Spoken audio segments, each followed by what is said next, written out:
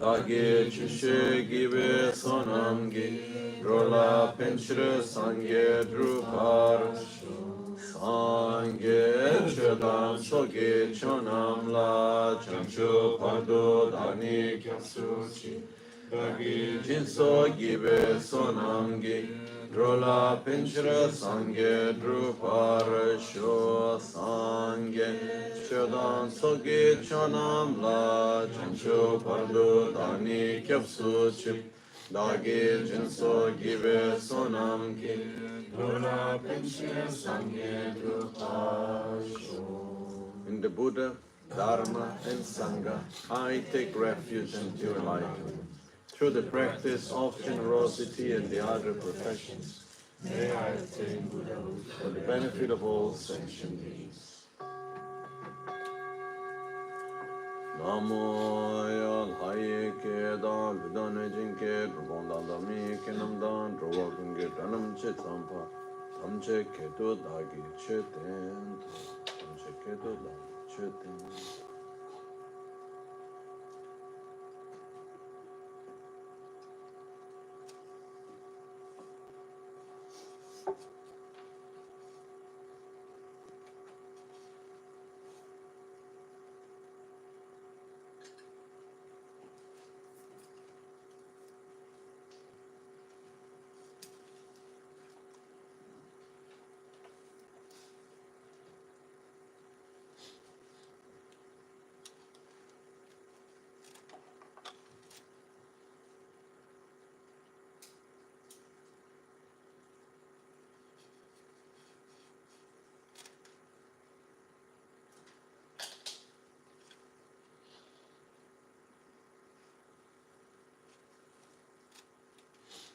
Good morning. Good morning.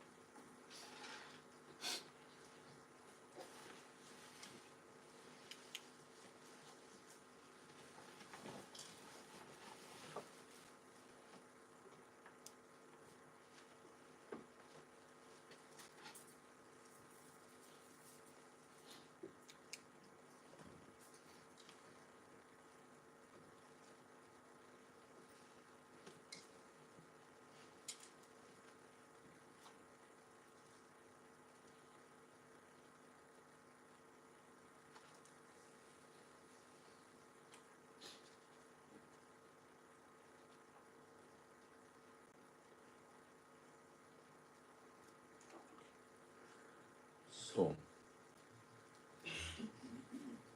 I remember Rinpoche liked to say so very much. So, it also from the Tibetan so, from Mal so means to regenerate.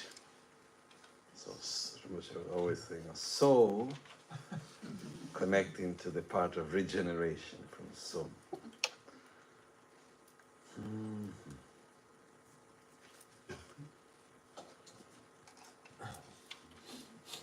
Since long time, and I could say inside the Buddhist tradition since the time of Buddha basically, there has been a sort of not only research but looking and applying methods to help each one of us to be able to transform our own mindset, to transform our being.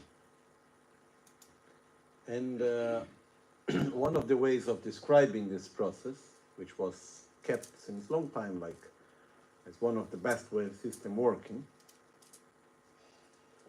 is divided into three parts. And I think it's a very useful process to understand and to apply, which is called in Tibetan Tösam Gomsum, which means the process of listening, comprehending, and familiarizing. Because what happens is that the change that we want to make, it's not in a conceptual level. You know, our problems are not based on misconceptions and wrong understandings, are based on wrong ways of perceiving and experiencing things, are based on very profound habits that we have within ourselves. So to change habits, it's not enough to have a good understanding. To change the habit of how I relate to other people, to change the habit of how I see reality, to change the habit of reacting with anger or with insatisfaction or whatever, it's not enough just to understand. Because if I have one conception, I can change it by generating an opposite conception, a different way of thinking. But if I have a habit, I need to generate an opposite habit on the other side. And one of the things I always remember my father, when I was very small, I think I was 6 or 7 years old, something like that. He just started to learn more about Buddhism. So one day he came home and he was so happy. And he said, "Oh, finally I understood. The causes of my problems is my ignorance, my hatred, my unlimited attachment and desire. Now it's okay, I finally understood." I remember him saying this. And then it took not even 5 minutes, he was already shouting about something. And then I was looking to him and I was saying, "But haven't you just said that you just understood everything, you know? So now what?" And it's clearly not enough.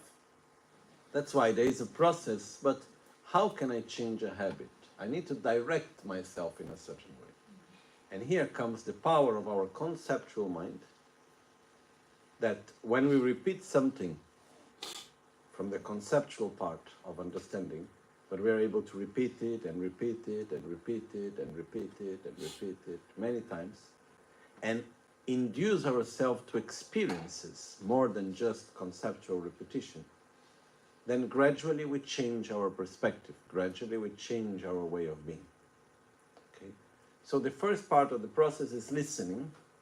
Listening refers to acquiring knowledge. Listening is the part in which we will listen to someone speaking, we will read a book, and come in contact with information. That's the first part of acquiring knowledge. So, for example, yesterday we had the whole part of talking about,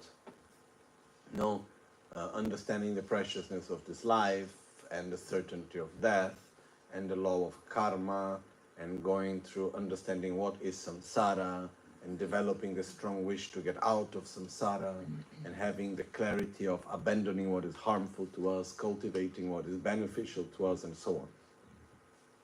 So all this part, which is very important, first we listen. Once we have, when did we complete listening? In the moment that I am sure about it, but I don't know exactly why. We call when we generate a correct assumption. When we have a correct assumption means, yes, I am sure that I have a very precious life, a special opportunities, but I am not like totally convinced on a deeper level. I don't have, it's not my own clarity. I'm saying this because, the Lama said, it's according to Buddha's teachings, it looks quite right, but I'm not like 100% sure about it. But I believe in it. That's when we have completed the process of listening. The next step is comprehending. The process of comprehension is a process when we take that understanding and through our own logical reasoning, we make our own knowledge. It's not anymore something that we are repeating that someone else said, but it becomes our own deep understanding. Then I am sure about the preciousness of this life, not because someone else said, but because of all my own complete reasoning. Okay? And this is something that when we reach that, which in a technical level is called when we generate a valid inferential cognition, which means through my own logical reasoning and understanding, I am 100% sure about it. No any doubt. So, I'm sure that about impermanence, no one needs to tell me something different. I'm 100% sure about it, and so on. Once we have reached that level, we have completed the process of comprehending. Okay. And maybe we may think, okay, that's quite good already, no? It's very good, but still there is a lot to go. The process of comprehension is basically, let's say, when we finish listening and comprehending, we finish doing the first main step. But most of the path is still to go. The next part is called the process of familiarization, often translated as meditation. But I prefer the term familiarization. It's more correct, according to my understanding. So, which means, okay, I understood that this life is precious. It's difficult to get these conditions I have are very rare and very precious. I have this clear in my mind, but this doesn't come spontaneous to me when I wake up in the morning. So I need to make it spontaneous. I need to make it part of my way of seeing reality at every moment. So how do I do that? I need to familiarize myself with that feeling, with that understanding, by inducing myself again and again, again and again, again and again into that state of being. I understand that I'm going to die. I understand that death is the most natural thing. I understand that I have no idea when, but still it's not really present in my life. So what I need to do, I need to familiarize myself with it. So what I do, I induce myself to this understanding and the feeling, yes, I am going to die. This is a certainty, and I don't know when. So once I develop the state that I want to familiarize myself with, then I induce myself again and again into it, so I get gradually familiarize myself with it until it becomes normal, natural, spontaneous. I know that samsara, it's not good. I know that as long as the mental defilements and karmic force will be there, there will be suffering, and as long as I am selfish and angry and jealous and so on, there will be suffering, and I really wish to get out of the so-called cycle of samsara. So one thing is knowing it, the other thing is having this urge, this inner feeling in which say, I really must get out of samsara. And once we generate that feeling, we need to induce ourselves to it again and again, again and again. The more I'm able to feel it, the more it will come spontaneous. Okay? So this is the process of familiarization. And this is the longest part of the path, is the process of familiarization. And sometimes we do the mistake of thinking that comprehending is enough. Sometimes we even think that listening is enough, understanding is enough. But once we understand something, then we need to comprehend it. Once we comprehend it, then we need to familiarize, and then we can realize it. We realize it when it comes spontaneously, without needing to put any effort. It becomes part of us. Okay? It's like the concept of the certainty of death, for example. No? I remember Rinpoche, Lama Rinpoche, telling that when he had just arrived in Europe, in the very beginning, in the 80s, very beginning of the 80s, he was coming from India, where there was a very poor, materially very poor condition. So when he was in Switzerland, he would go around and do pujas in the house of people and healing and so on. And sure, you know, what we will receive materially in Switzerland had much, much more value than what was the value of money in India at the time. Okay, nowadays still, but less difference than before. So what Rinpoche would do, he would take all the offerings that he would receive, and every week he would send them by money post order. By post he would send the money, and he would divide it. The different monasteries, his gurus, people that were in need that he knew, he would send all the money every week to everyone. And especially before traveling, when he would go to India, he would never take money with him. He would send all the money by post order before. And then I asked him, but why did you do that? He said, you know, because if I die in between, at least the money didn't go lost, you know, wasted. If I die in my travel, at least the money didn't go wasted. And he was doing this every week, sending, because he said, I don't know if next week I am alive, how it would be. So what I do, I send it. And I saw many times in Rinpoche's life this like constant presence of a deep awareness of his own mortality. Taking very strongly into consideration that he could die at any moment. Since many, many, many years like this. So this is just one example of integrating it, which is not paranoia. It's the awareness, very relaxed, very joyfully, but with the awareness that yes, I can die today.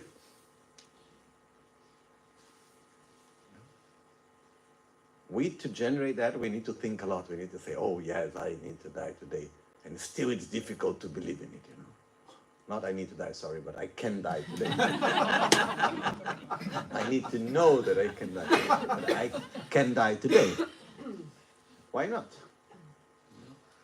But when we say to ourselves, I can die today, do we really accept it?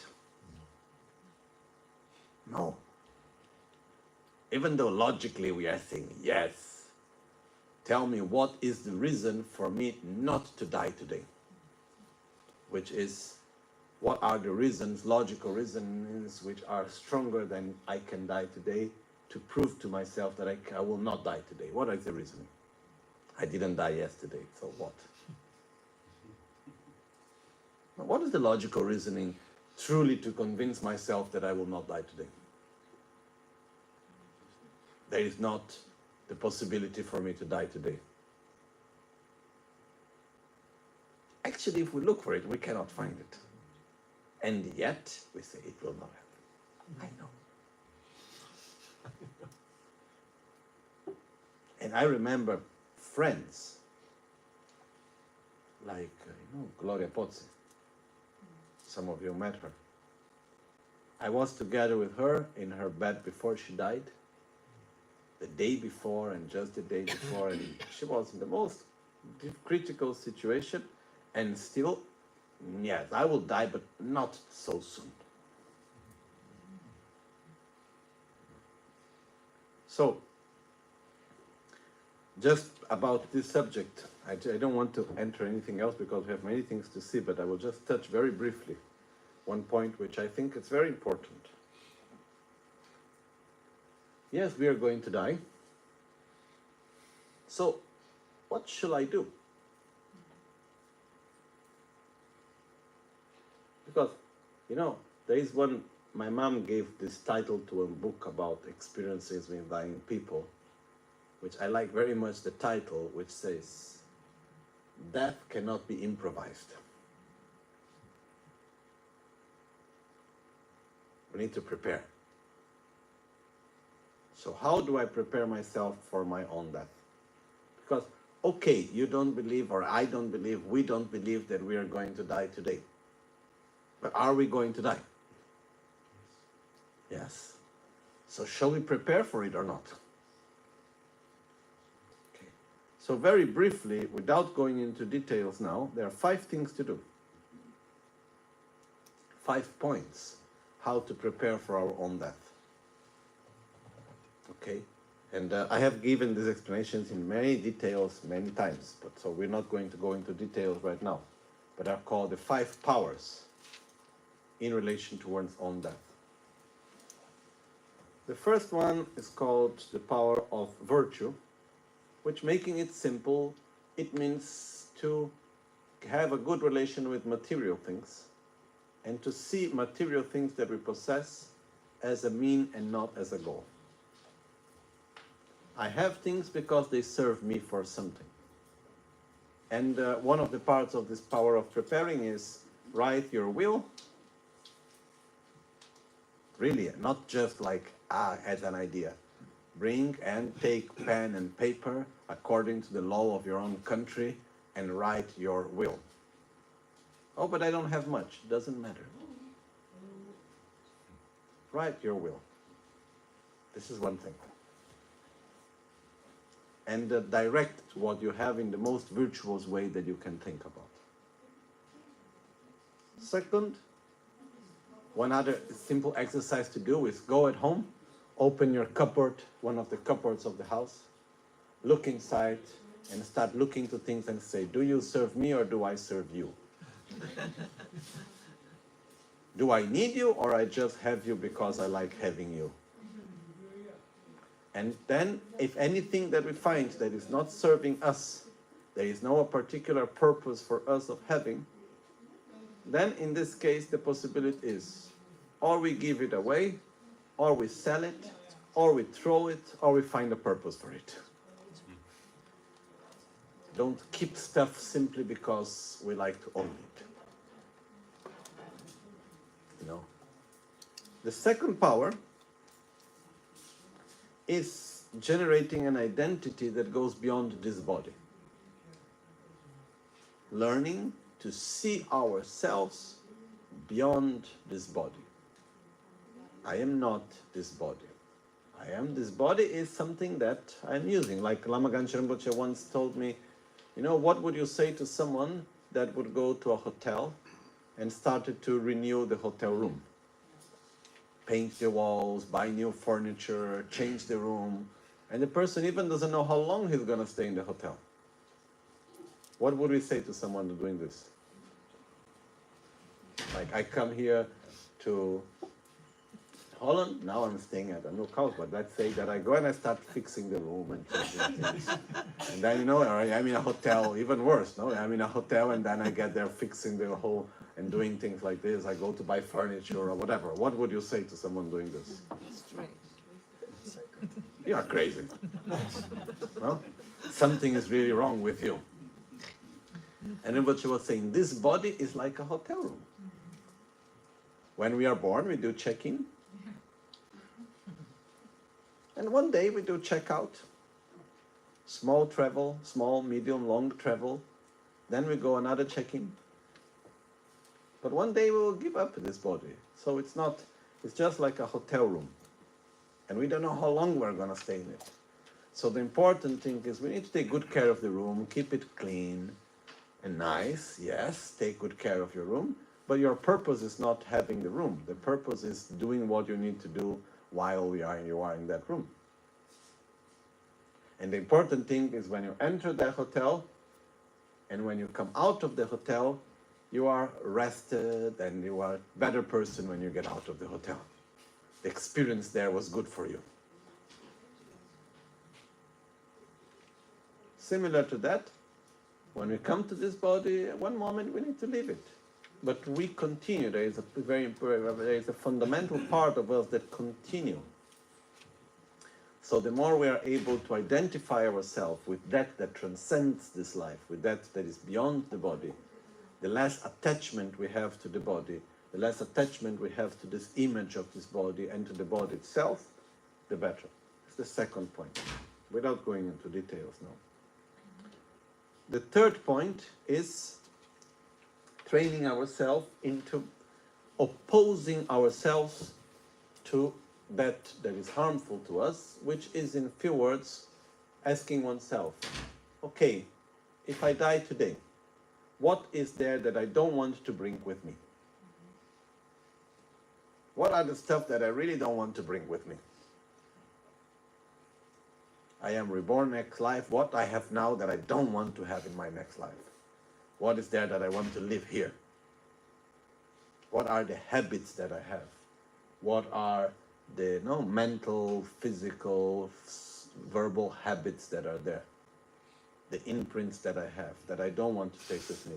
The karmic forces of the actions that I have done that I don't want to take with me. For example, I have said to myself, I don't want to be reborn lazy. So what alternative I have? Or I overcome my laziness now, or I will take it with me.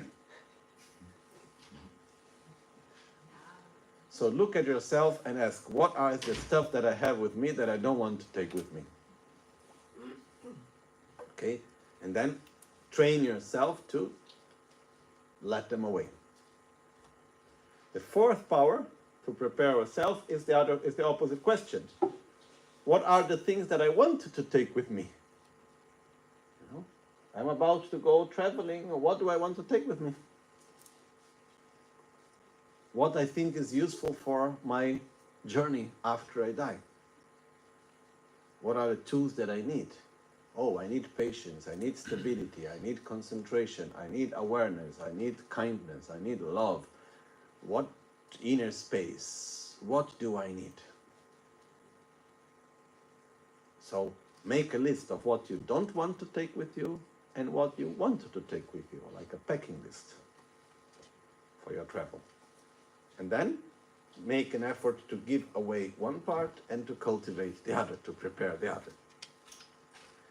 And the fifth power, which normally in the order it's the fourth, but anyhow it's the same. It's generate a clear awareness of what do you want beyond this life. Allow yourself to have a desire that transcends this life. So if I imagine I am dying today, what do I want for myself beyond this body, beyond this life?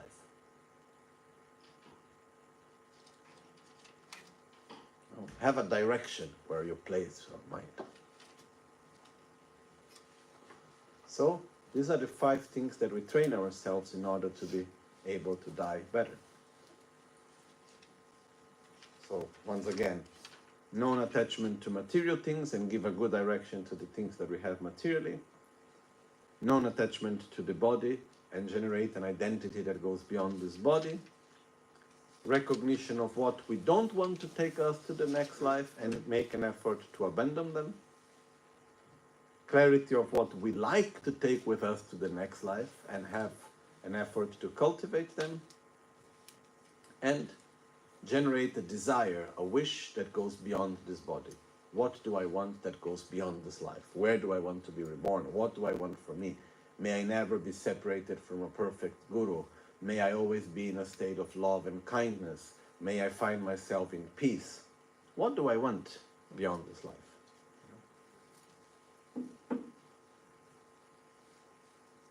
So these 5 powers is something that it's very powerful, but yet not something that we can generate like this. It's something that we need to train ourselves as we go along the path. Okay, and it's never too early and it's never too late. It's too late while we are already dying. But if we are not in that process yet, and doesn't seem like, then actually we can start putting ourselves into it. Okay? So this, for me, one of the ways of calling these 5 powers is the insurance of a good rebirth. If we had the possibility to pay for an insurance that will assure us to have a good rebirth, would we pay for it? No, not so expensive, 500 euros a month. You insure yourself of having a good rebirth. If you pay a little bit more, you can choose a little bit some other characteristics. This reminded me of a friend once time that he asked me advices that he wanted to bring money to his next life. And he was not joking. I went to talk to this man, an older man, still alive, and he's one of the most rich persons in Brazil. So he made a lot of money during his lifetime, very successful in many levels and so on. So he came to me and he said, look, Lama, you in Buddhism, Tibetan Buddhism, you have this thing of recognizing reincarnations, right? I said, yes. How does it work? And I explained to him, more or less, and he said, interesting. He said, what if I create a trust? I put some money there. He said, you know, something like, I don't know, not so much, like 200 million. You know, I put some 200 million in a trust, and then I will give this money should be transferred to the one recognized as my reincarnation. And a percentage will be given to the one finding my reincarnation and doing the whole process. And I told him, look, it would be a really good business, you know, to transfer wealth from one life to another. We can open a good company to do that. But I really would not trust anyone with that. I would not do it myself, and I would never do this for anyone. But the point is that, you know, even if we can do anything, we cannot take anything other than who we are from one life to another. And from these 2 things that we said before, what I like to take with me and what I don't like to take with me, the point is that the things that I don't want to take with me, unless I stop having them now, I will take them with me. It's like, imagine that you have a relationship and then suddenly you get separated from your couple. And then you are about to start a new relationship and you ask, what habits and aspects of my old relationship I don't want to take to the new one? How can I assure that I don't take that habits and that dynamics to the new relationship? By giving up on them right now. Otherwise, I'm going to take that because I am just taking myself to the next level. Next experience, I am taking myself, and whatever I have within me, I would take it with me. So unless I make a change within myself, I will continue to act in the same way. Similar to that, what are the aspects that I don't want to take with me? So for example, I have no time to lose with jealousy. That's too stupid. Jealousy is a very stupid way of acting and being. Envy, even worse. Then we can go on and on, being miserliness and so on. We look at our own defilement and say, no, no, that's too stupid. Come on, I have no time to waste with that. I'm going to die. And I don't want to bring that with me. So there is a way in which we look and say, I have no time for this. I am not a child anymore. You know? I take responsibility upon my life and who I am and who I become. Yes, but this person said this and that person said that and this happened and that happened. And you know what I say? So what? I am not going to destroy myself because of this or that. I'm not going to harm myself because this one did this and that one did that and because this is like this and because that is like that. I'm really not going to do it. I'm truly going to take care of who I want to be and who I am. So the wonderful thing of these 5 powers is that if we really follow them well, it not only is an insurance for our good rebirth, but it helps a lot us to have a good life now. And if someone comes and tells me, Lama, and what if there is no reincarnation? For me personally, what I really think, much better. No, I have no worries for myself because I think I have quite a good and coherent life. But when I look around myself, if there is no reincarnation, it will be much easier for everyone. True, huh? You know, you die, everything finished, so easy. But I don't believe it's like that. But yet, if there is no reincarnation and you live your whole life preparing yourself for your next life, and there is no such thing as a next life, still what we did by doing that, it's helping us to have a good life now. So that's the best choice from my perspective. Okay. So now we continue with the text. And we have reached a part of the text which is showing us the different steps on the path to enlightenment. No? Where were we?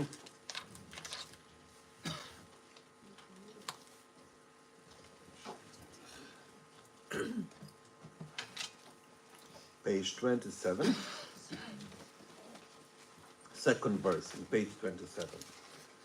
Rangni sitsol loa chishintu magyur drowa quinkyang tedrawar tongne drowa troll drolwe kur kierwe jancho semchok jombar chingilot. Just as I have fallen in the sea of samsara, so have all mother migratory beings. Please bless me to see, train in Supreme Bodhicitta, to see this, train in Supreme Bodhicitta, and bear the responsibility of freeing migratory beings. Imagine the following scene. We go to the hospital because we have whatever problem. Okay? Imagine that you have one disease. Each one use their own creativity, okay? Imagine that you have a certain disease. And then you are in the waiting room there in the hospital, and then suddenly you see someone near to you and you're talking and say, what do you have? Oh, I have this disease. Oh, same as mine. When we see someone that is suffering from the same difficulty, problem, disease as us, what feeling does this create with the other person? Distance, competition, we feel more near, we feel connected. What we feel when we see someone that is suffering from the same problem as ours? Closeness. It connects us, right? Okay. The reason for that is not because we are altruistic and we are compassionate. The reason for that is because we are selfish, and when we see ourselves in someone else, somehow we feel pity and we feel connected. Or not? This is how I see it, at least. Very clear. No? I see myself in you, and I don't want you to suffer because I see myself in you.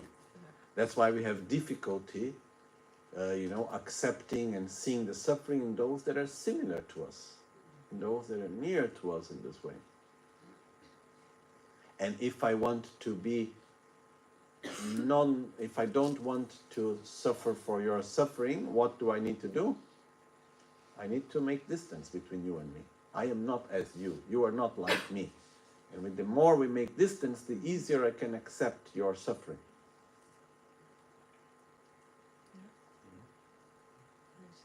So, for example, okay, we could go on and on. But in the moment that, even like, for example, with animals, no? It's much more difficult for us to accept the suffering of one animal that we know, that we connect, that we see the feelings of the animal, that there is something there, than an animal that for us is something very far away, that has nothing to do with us. So, for example, when we see that the animal have emotions that are similar to ours, we project ourselves in the animal in a way. And this makes us more difficult to accept something. No? It's like one day I was talking to someone, a friend, about this beautiful movie of the octopus. No? So my teacher, the octopus, something like that. You know? And then this person said, no, please, I don't want to know because I really enjoy having octopus salad, you know.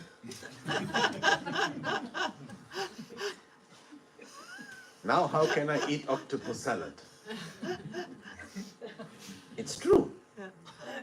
Because in the moment that you see that the octopus have all sorts of emotions and things that are so similar to us, how can you just eat the octopus salad, like the octopus just like this, because you like the taste, you know?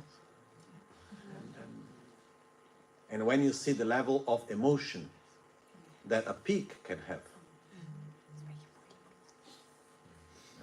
for example, how would you feel of having a steak of your dog for lunch?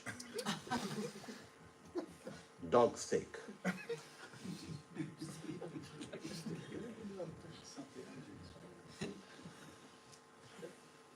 Why not? Because dogs are dogs. Simply because we are more connected to them. So we project ourselves into them. We see the emotions that they have. But pigs have so many emotions. One of the most intelligent mammals that are there are pigs. And cows are very emotional animals. Once you create a good relation with the cows, I saw many images of the cow coming and laying down in the lap of the person and creating such a near connection. And they are incredible animals on many levels. So are horses, so are elephants, so are every animal is special. But what we do is because when we see ourselves in the other one, then we have difficulty accepting their suffering.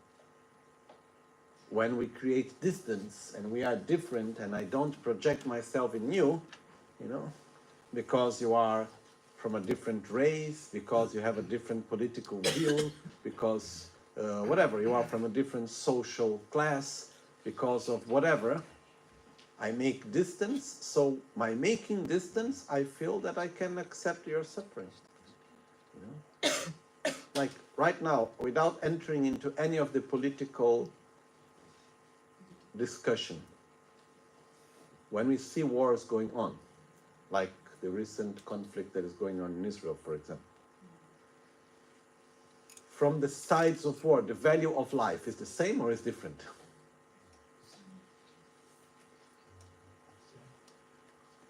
From the people experiencing it. Let's say, you know, if one, for the, I know it's a delicate subject, but no problem.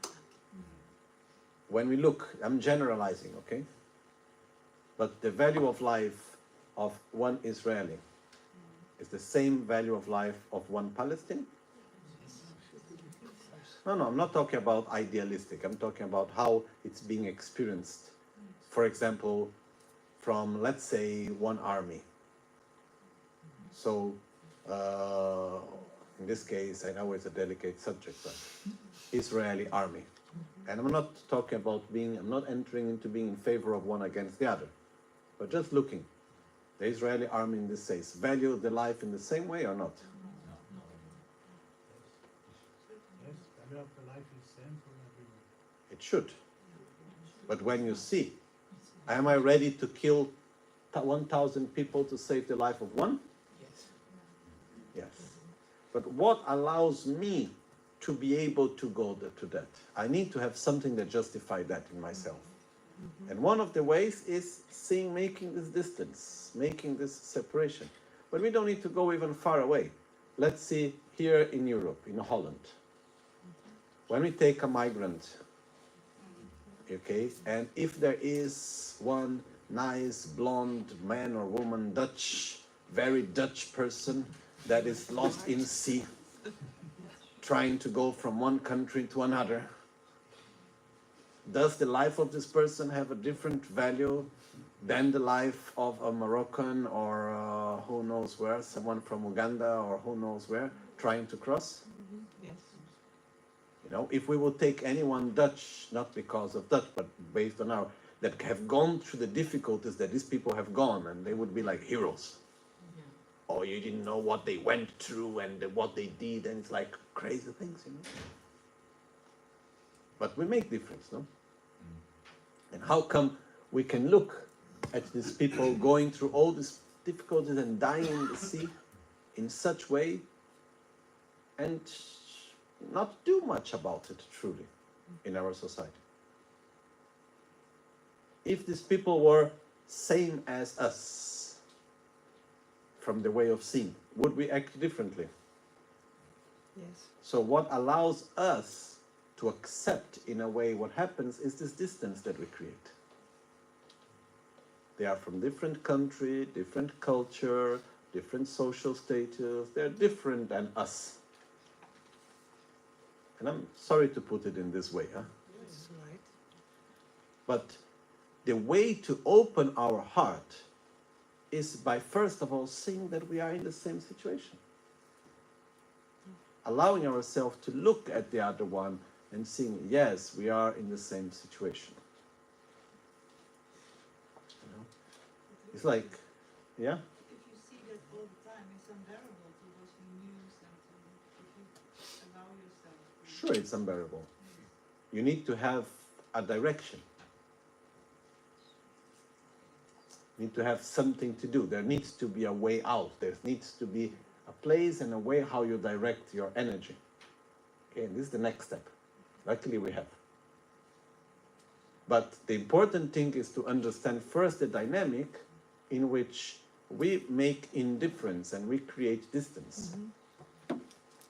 So in order to be able to open our heart towards others, we first need to connect. We need to see that we are in the same situation. Because otherwise here we are reciting, may all beings have happiness and its causes as long as they are from a different race and they are from a different place, you know. This doesn't work. Or better, may all beings have happiness and its causes with exception of. You know? Muslims. It's not like that. So how do we actually truly able to say may all beings have happiness and its cause and feel something inside? First thing, we need to be able to see ourselves in others. We need to be able to connect with others. And in many levels in our lives, we try to avoid that. Why? Because we want to protect ourselves, because we don't want to enter into that state of seeing so much suffering and not knowing what to do and how I deal with it and so on. But on another level, what happens is that generalizing this way of disconnecting from the suffering of others makes us as a society to allow things that are completely terrible. You know, when we look, for example, historically what happened to the Holocaust. One of the ways how this happened was because there was this sort of distance and okay, they are inferior and you know, we and them, we are not the same. So we start by making difference and separation. So I do not see myself in you. How can I see myself in you? Look what you are. Once I'm able to have this strong separation, then I make a way that the violence is not happening under my eyes, so I don't see it so clearly. and I find particular words that will make myself not to project myself into it. You know? Like, imagine that you go to a restaurant. Sorry if I open the subject in this way. But then you have a steak. And instead of saying, oh, this is a steak, you say, this is a corpse of a cow that died with a lot of anguish and suffering after having been tortured in a concentration camp for her whole life. Yeah. Is it the same as saying, oh, look at a juicy steak? Is the same way of looking at it or not? No. It changes, no? The perspective. And the point is that, and I repeat, my point regarding meat, and I don't want to go into this subject, the problem is not that the animals die. It's part of the problem. That's not the main part. The problem is how the animals are kept during their whole life, how so much violence involved. Like, at least a few years ago, New Zealand was the first country to put in their constitution that animals have emotional rights. They are sentient beings. To recognize them as sentient beings, which means they have emotional rights. Which means it's not enough just to give them food and protect them from sickness. They have social needs, they have emotional needs. Are these needs being taken care and being respected in the way how animals are being raised or not? Not at all. And then we can go on. So the point here, when it says, just as I have fallen into the ocean of samsara, so have all mother migratory beings, making it long story short, is saying to us, we need to see ourselves in others and recognize how everyone is in the same situation and how we depend on everyone else. When you say mother sentient beings, it's like, you know, without others, we are nothing. We cannot even eat. Yeah. But what is difficult is to have that feeling for the racists, for the people who do the violence. Okay, we come to that. Okay, We come to that, you. no problem. Okay. So the step here first is we need to look towards the suffering of others and connect to it. We project ourselves there. Okay? And by that, when we see someone similar to us, this helps us to open our heart towards them. Then comes to another point, we go directly to your question, Thank you. which is, how to say, make it simple. Imagine the worst person that comes to your mind. Okay? It can be someone you know, it can be someone which is a historical figure, or it can be someone imaginary. Okay? Take all the behaviors and attitudes that you think are terrible and put together into one, as one person. Okay? But try to imagine this person. And now ask yourself, can I love this person? Can I wish this person to be happy? Am I able to wish this person not to suffer and to be happy or not? And very probably we will have this sort of, how to say, resistance. Yeah. We say, no, how can I love him or her? Look what they're doing. That's not possible. But this is showing us that we are actually applying one limit, which is a bit stupid, but that's how we are. Which is, we put a limit for love, in which we make preconditions for love. And one of the preconditions that we place for loving someone is that if I love you, I need to agree with what you do. And if I don't agree with what you do, then I cannot not love you. No, maybe I can pray, but not love. Take your son for consideration. Take your son, your daughter, your husband, your wife, your family member, someone that you really love very much. Do everything they do you agree with? No? Then how can you love them? If you don't agree with everything they do. Okay. So what happened is that, we cannot, the idea that if we love someone, we need to fully agree with everything that they do. Good morning. No, man.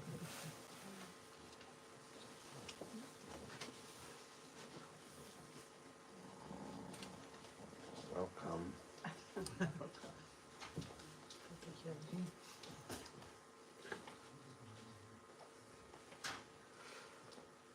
Thank you, Franz.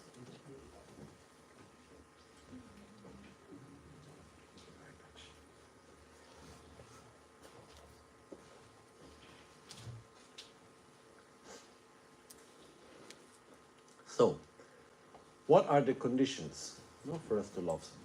So imagine one's own son or daughter. The attitude that we have normal is that if I love someone and they do something that I think is wrong, I try to justify. And if there is someone that I really don't love and they do something right, I try to give a but, Yes, they did this good, but this and that. And this comes with the idea that if I love you, I must agree with what you do. And that's completely wrong. One thing is wishing you to be happy. The other thing is agreeing with what you do. It's two separate things. And when I look to someone, let's take that person that we just talked before, which is like the embodiment of all the negative things. Why is that person doing what is doing? Ultimately, out of ignorance, out of selfishness, just as I do, but in a different level. So, can I wish that person to be free from selfishness and free from ignorance and free from hatred and free from anger? Can I wish that? That means I can love. Because if we look in the prayer that we do, may all sentient beings be free from suffering and its causes. And I look for someone that is acting with so much violence and so much hatred. Like the other day, there was someone that, make a long story, but anyhow, was in touch in a very near way to someone that was in the situation with soldiers in the middle of a war, and there was the situation of soldiers being completely not sensitive and, completely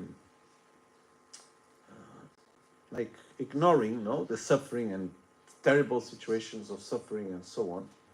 And when I heard the story, which is a very strong story, I don't need to repeat it here, what touched me was not only the suffering of the people that were involved directly that appear as a victim, but a soldier that is acting with such indifference in front of so much suffering and so on. That's also terrible. And that person that is in that situation, it's a manifestation of suffering. I wish very much that person also to be free from that state. So when I see someone acting in a way that I think is wrong, and I'm able to look at a person and say, I truly wish you to be free from anger, to be free from hatred, to be free from selfishness, to be free from your own ignorance. This is a way of having love and compassion to that person. And if I can say, I love you, this doesn't mean that I'm saying I agree with everything you do. And I have no problem saying, I love you so much, I wish you so much to be happy, and I would do everything I can for your happiness and to help you to get free from ignorance. And at the same time, I am completely against what you are doing. One thing doesn't take away the other. Okay? And it's not because I love you that I need to agree with everything you do. So imagine what happened if you have someone that you really love and then this person do terrible things. You don't need to stop loving the person, but you can very strongly try to oppose yourself to that actions in order to help the person. I don't know if this is clear. Okay? So the point here comes that one of the very important parts of our path is to be able to go beyond our own selfishness. And in our own selfish attitude, we have this very, very, very strong attraction for our own happiness and incredibly strong aversion for our own suffering. That's what we have inside. And the process is not that of not wanting one's own happiness, but it's of expanding that feeling. Do I want to be happy? Yes. But what if I am able to wish you to be happy just as I wish myself to be happy? How powerful is that?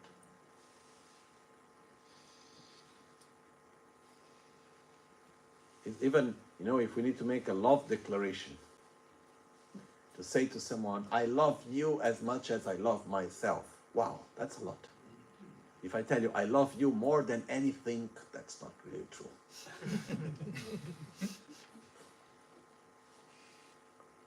If I tell you, I wish you to be happy as much as I wish myself to be happy. I am attracted by your happiness as much as I am attracted by my happiness. I wish you to be free from suffering as much as I wish myself to be free from suffering. Wow, that's a lot.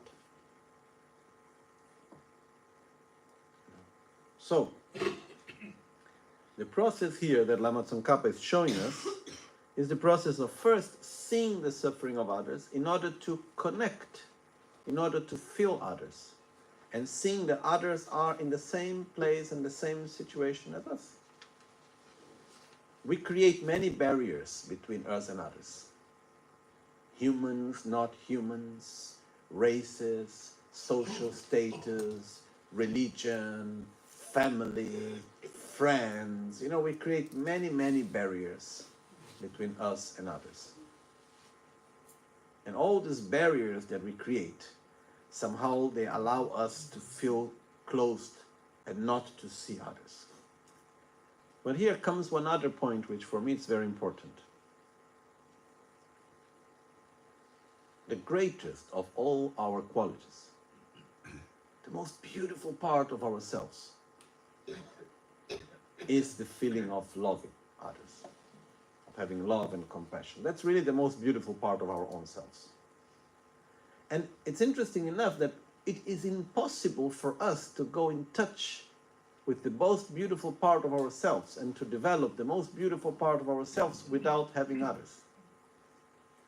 It's only through someone else that I can actually come in touch with the most beautiful part of myself. There is even a lot of debating and explanation in Dharma teachings saying that if we look towards our gurus and towards all the Buddhas, how much gratitude we should have for them in our spiritual path, how much our own path depends on them. A lot. And then we look to all sentient beings. How much do our path depends on them? As much as they depend on all the Buddhas and the Gurus. It's like 50-50. There is even a debate which goes by what happens when the last sentient being is about to reach enlightenment. All the others have already reached enlightenment, there is one left. How can that person, let's imagine it's a person, how can that person reach enlightenment when there are no other sentient beings left? It's not possible because there is no one to whom to feel compassion for. Because the compassion, the definition of compassion itself, is the wish for another sentient being that is in suffering to be free from suffering. And if there is no one else in suffering, how can I develop compassion? And without developing compassion, I cannot get out of the cycle of samsara. So, how can I do that? So there's this whole lot of philosophical debate. When the last sentient being will be there, how would it be possible for that to happen? Then we can go on and on with hours of debating. And one of the answers is, okay, then at that time the Buddhas will manifest themselves appearing as sentient beings in suffering, so that that last sentient being can develop compassion and actually develop his or her qualities in order to get out of samsara. Then comes the question, are you sure you are not the last one? And everyone around our manifestations of Buddhas trying to help you on your path?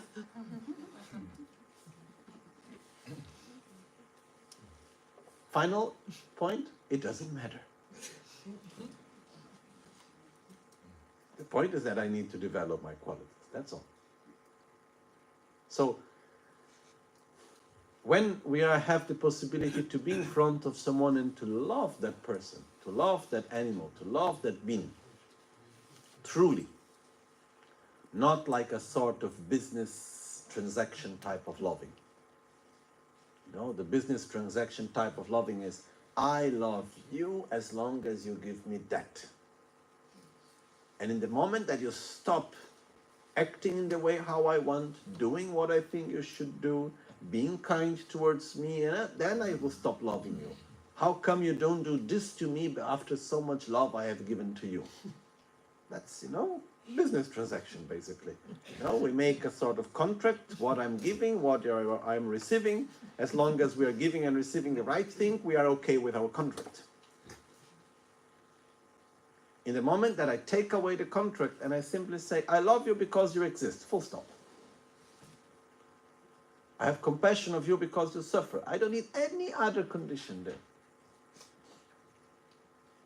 If we are able truly to do this to one being, it touches the most beautiful part of us. It's able to open our heart at a certain level that it generates an immense amount of well-being. I believe that one of the most special experiences and the most beautiful experiences that we can have in one's own lifetime, it's actually opening our heart in an unconditioned way to anyone. And it's not possible to do that and to go through that most wonderful experience without the other. So there is a lot of gratitude that we develop towards others, because it's through you that I can actually come in touch with the most beautiful part of myself. And I don't expect anything back from you, because you're already giving me a lot. You already give me the possibility to be in touch with the most beautiful part of myself. So, when we go through that, it is a process that is gradual, but we need slowly to understand it and to feel it. And to start it with 1, 2 beings. We don't need to go with everyone. And once we're able to do with one, then naturally we can project into the other. And then we can go into the other. And understanding that actually it is basically we the ones that receive the greater benefit. There is no sacrifice into that. There is no any sacrifice in loving and having compassion of others. But can it be and? And it's a transactional relationship, but at the same time also a loving thing, both Yes. at the same time? It can be a relation in which I love you truly. So I don't care what you give me, what you don't give me. And at the same time, I wish you, this is not a condition for myself having the wish of you being happy.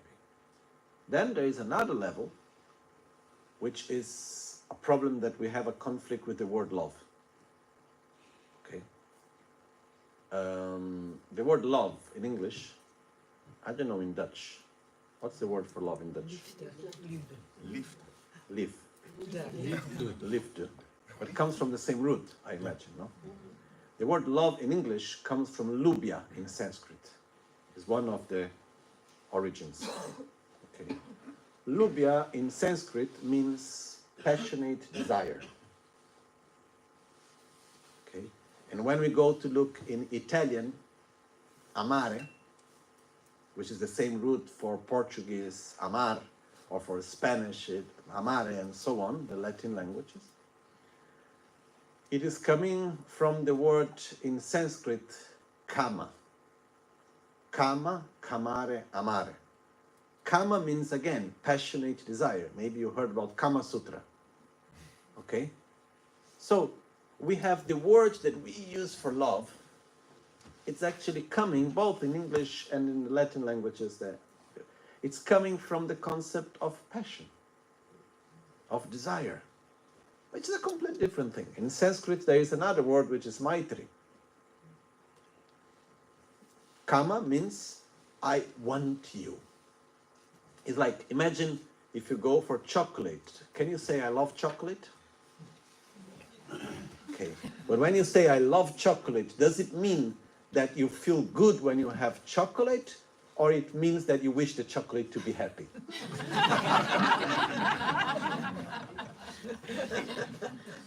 Obviously the first one. You know? What it means when you say I love chocolate? I want chocolate. I feel good when I have the chocolate. So I will take good care of the chocolate because it makes me feel good, right? So when I go to a person, I say, I love you. You need to ask yourself, I love you just as I love chocolate? Or because I care for your happiness? And maybe there is both. Which means there are two different feelings, which in Sanskrit have two words. One is Maitri, which means I care for your happiness. I have Maitri for you. And the other one is I have Kama for you, which is I have passion, desire for you. You're happy, you are important for my happiness. Can we see the difference here, no? And if we go in Greek, there are many words for love in Greek also, different types of love in Greek language also. But what have happened is that in the last period of our culture, I don't know since how long, in our normal common language, we took away a lot of words to describe these emotions and feelings, and we have basically one. So we use one word to describe actually quite opposite feelings. So when I am in front of a person, and do I have desire for that person? Do I project my happiness in being with that person, receiving affection from that person, being together and so on? Yes, which means I have desire, I have Kama, Lubya. And when this desire is not only of affection and friendship, there is also the desire of physical passion and so on. This is one type of desire. Then another feeling which can be parallel or cannot be there, can be there together or maybe not there, is this profound wish and attraction for the happiness of the other. I wish you to be happy. Your happiness is important for me. And this is what we mean when we talk about love here. Okay, but the problem is that we have two different feelings, very present in our lives, with the same name. So we make a lot of chaos, a lot of confusion in ourselves. So, and what's the nature of love? The more I love, the more I will love. Love itself, in the sense of wishing for the happiness of others, this deep affection, this deep feeling for the attraction for the happiness of others, is something that the more I do, the more it becomes deep and it nourishes itself. What's the nature of desire? Insatisfaction. So in the moment that I have strong attraction and desire, it will naturally slowly fade away, unless I do something really wise to keep it alive more and more and more. Okay? And here I just open brackets one moment, I give a very mundane advice. If I have a lot of desire for something, someone, doesn't need to be necessarily a person, but let's say that I really like the sound of the singing bowl. Okay, so nice. And whenever I listen to it, it gives me a sensation of pleasure. So, what is the advice? Don't listen much to it. Keep alive this relationship of, how do you say that? Seduction and conquer. How do you say in English? Conquer, no? Conquer. Seduction and conquer. Which means, oh, the singing bowl is doing his seduction to me. saying, I cannot play whenever you want. It's not so easy to be able to listen to my sound, you know. So it's something that is there, I cannot play every time. There is some seduction there, it's not so obvious to get it. And in order to do that, I need to put an effort from my side in order to get it. So when there is these two parts of seduction and conquer, and in the moment that I listen to the sound, wow, you know, it brings a whole wonderful feeling. But if in a point the process of seduction ends, the process of conquer ends, and the singing ball is there playing all the time,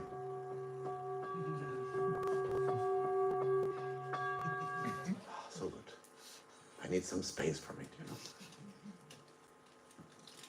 So if there is a food that you like very much, make it rare, make it difficult to get. Make it something that you need to put some effort. So to keep desire alive, we need to keep the process of seduction and conquer alive. It's a game.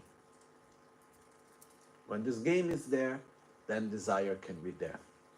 Otherwise, it will naturally fade away. I think it's clear, no? Okay, we go back to bodhicitta. So, the point is to open our heart towards others. It's also the direct antidote for the main cause of our own suffering, which is our selfishness. Okay, which is the obsession with self-gratification. So, one of the points here is that we are selfish, but in order to be able not to be selfish anymore, we need first to enter into this dynamic in which we can understand, we can feel that selfishly speaking, it's better to be altruistic. Then if I think for my own well-being, which naturally I do, it is actually for myself, it's better to open my heart and to be able to see others and to wish for their happiness and to wish for them to be free from suffering, to have compassion for them. It is something that when I can truly do, it is much better for me, finally. So,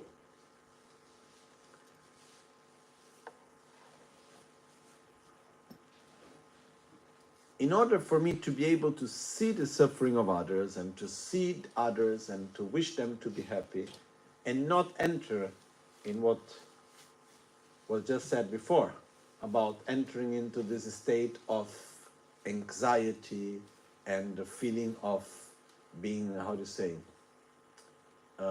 like impotence in front of the suffering of others, no? Because when we start looking at all the suffering happening around the world, you know, take the news, look at the situation. Very recently, I was quite touched by looking at all the news and so on. And we need to be careful not to develop this sort of indifference towards suffering and normality in things that we see, because it's quite hard, things that are there. So, what can I do in order not to enter into this way or desperation, or this feeling I cannot do anything in front of all the suffering that is happening around the world? So what can I do for that? First thing, important to understand the limit of love and compassion. It doesn't matter how much I love you. It doesn't matter how much compassion I have for you. I cannot make you happy. I cannot take away your suffering. No one can do that. Even if all the Buddhas come together here, in front of one person that is suffering, can they take away the suffering of that person? No. I'm not talking about one Buddha, I'm talking about all the Buddhas together. Huh? Can they take away the suffering of one person? Not. If they could, then they are sarcastic. They're not doing it. You know why? They make fun of us. They enjoy to see us suffer. Why? If they could, then they are not doing. But what can the Buddhas do? And anyone else? Because what the Buddhas can do to help one person or one being is the same thing that we can do. There is not much difference, actually. It's interact. The difference is that we don't know how to, and they know. That's the main difference. But the point is that the only thing that I can do to help anyone is to interact with. So, when I see the suffering, and I know I cannot take away your suffering, what I can do is I can talk to you, I can come in contact with you, I can interact with you physically, verbally, mentally, in a way that I can help you to get out of your process of suffering. There are sure some more gross suffering which is related to hunger, which is related to physical pain and suffering and so on, where we can have a more direct impact. But ultimately, all this is created by karma also. So unless we change the way of behaving and we change the way of interacting, these processes will not end. And when we look where there are big conflicts, one of the main problems is in the same time that there is a lot of suffering, there is a lot of violence.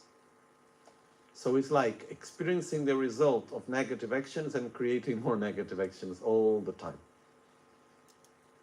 So how can I truly do something to help all of this? The only way is actually by having more wisdom. Because the way how I am now, I have difficulty helping the person that is near to me. Forget about the rest of the world. So this is where it comes, this urgency to say there is so much suffering around, and I wish everyone truly not to suffer, that I must become a Buddha myself. That's the only way how I can truly help them. There is no other way.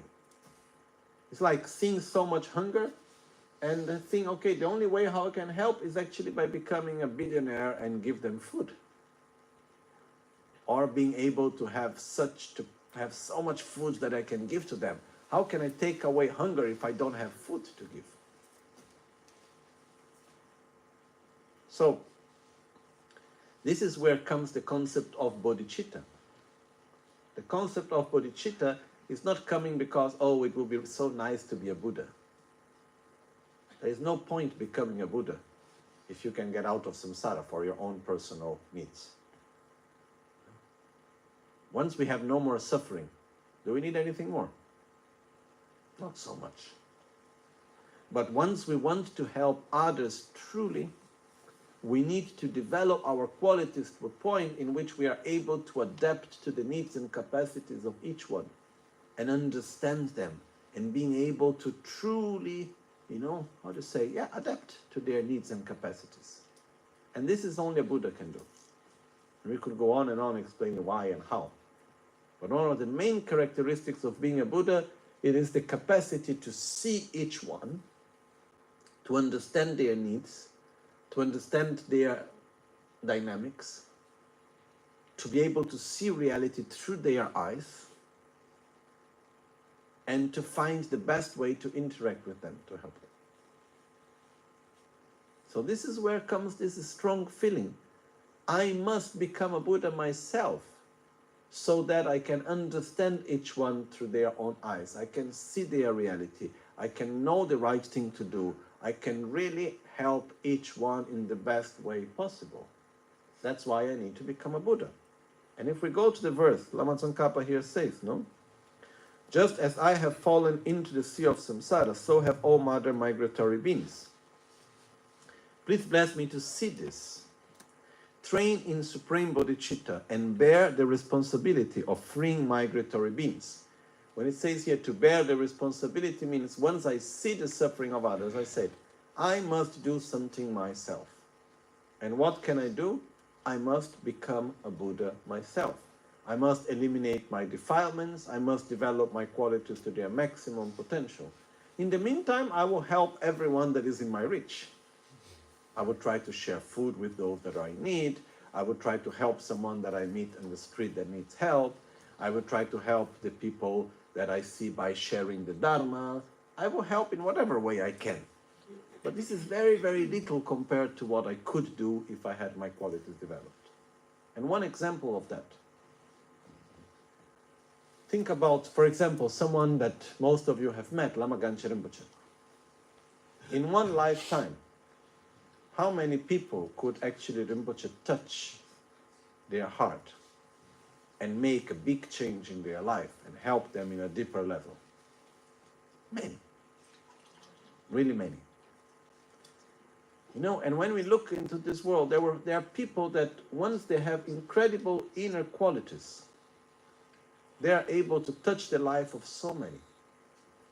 When Rinpoche arrived in the West, what was that allowed him to touch the life of so many people? He was a very great academic? No. He had a lot of resources, of money and things so that he could help many people?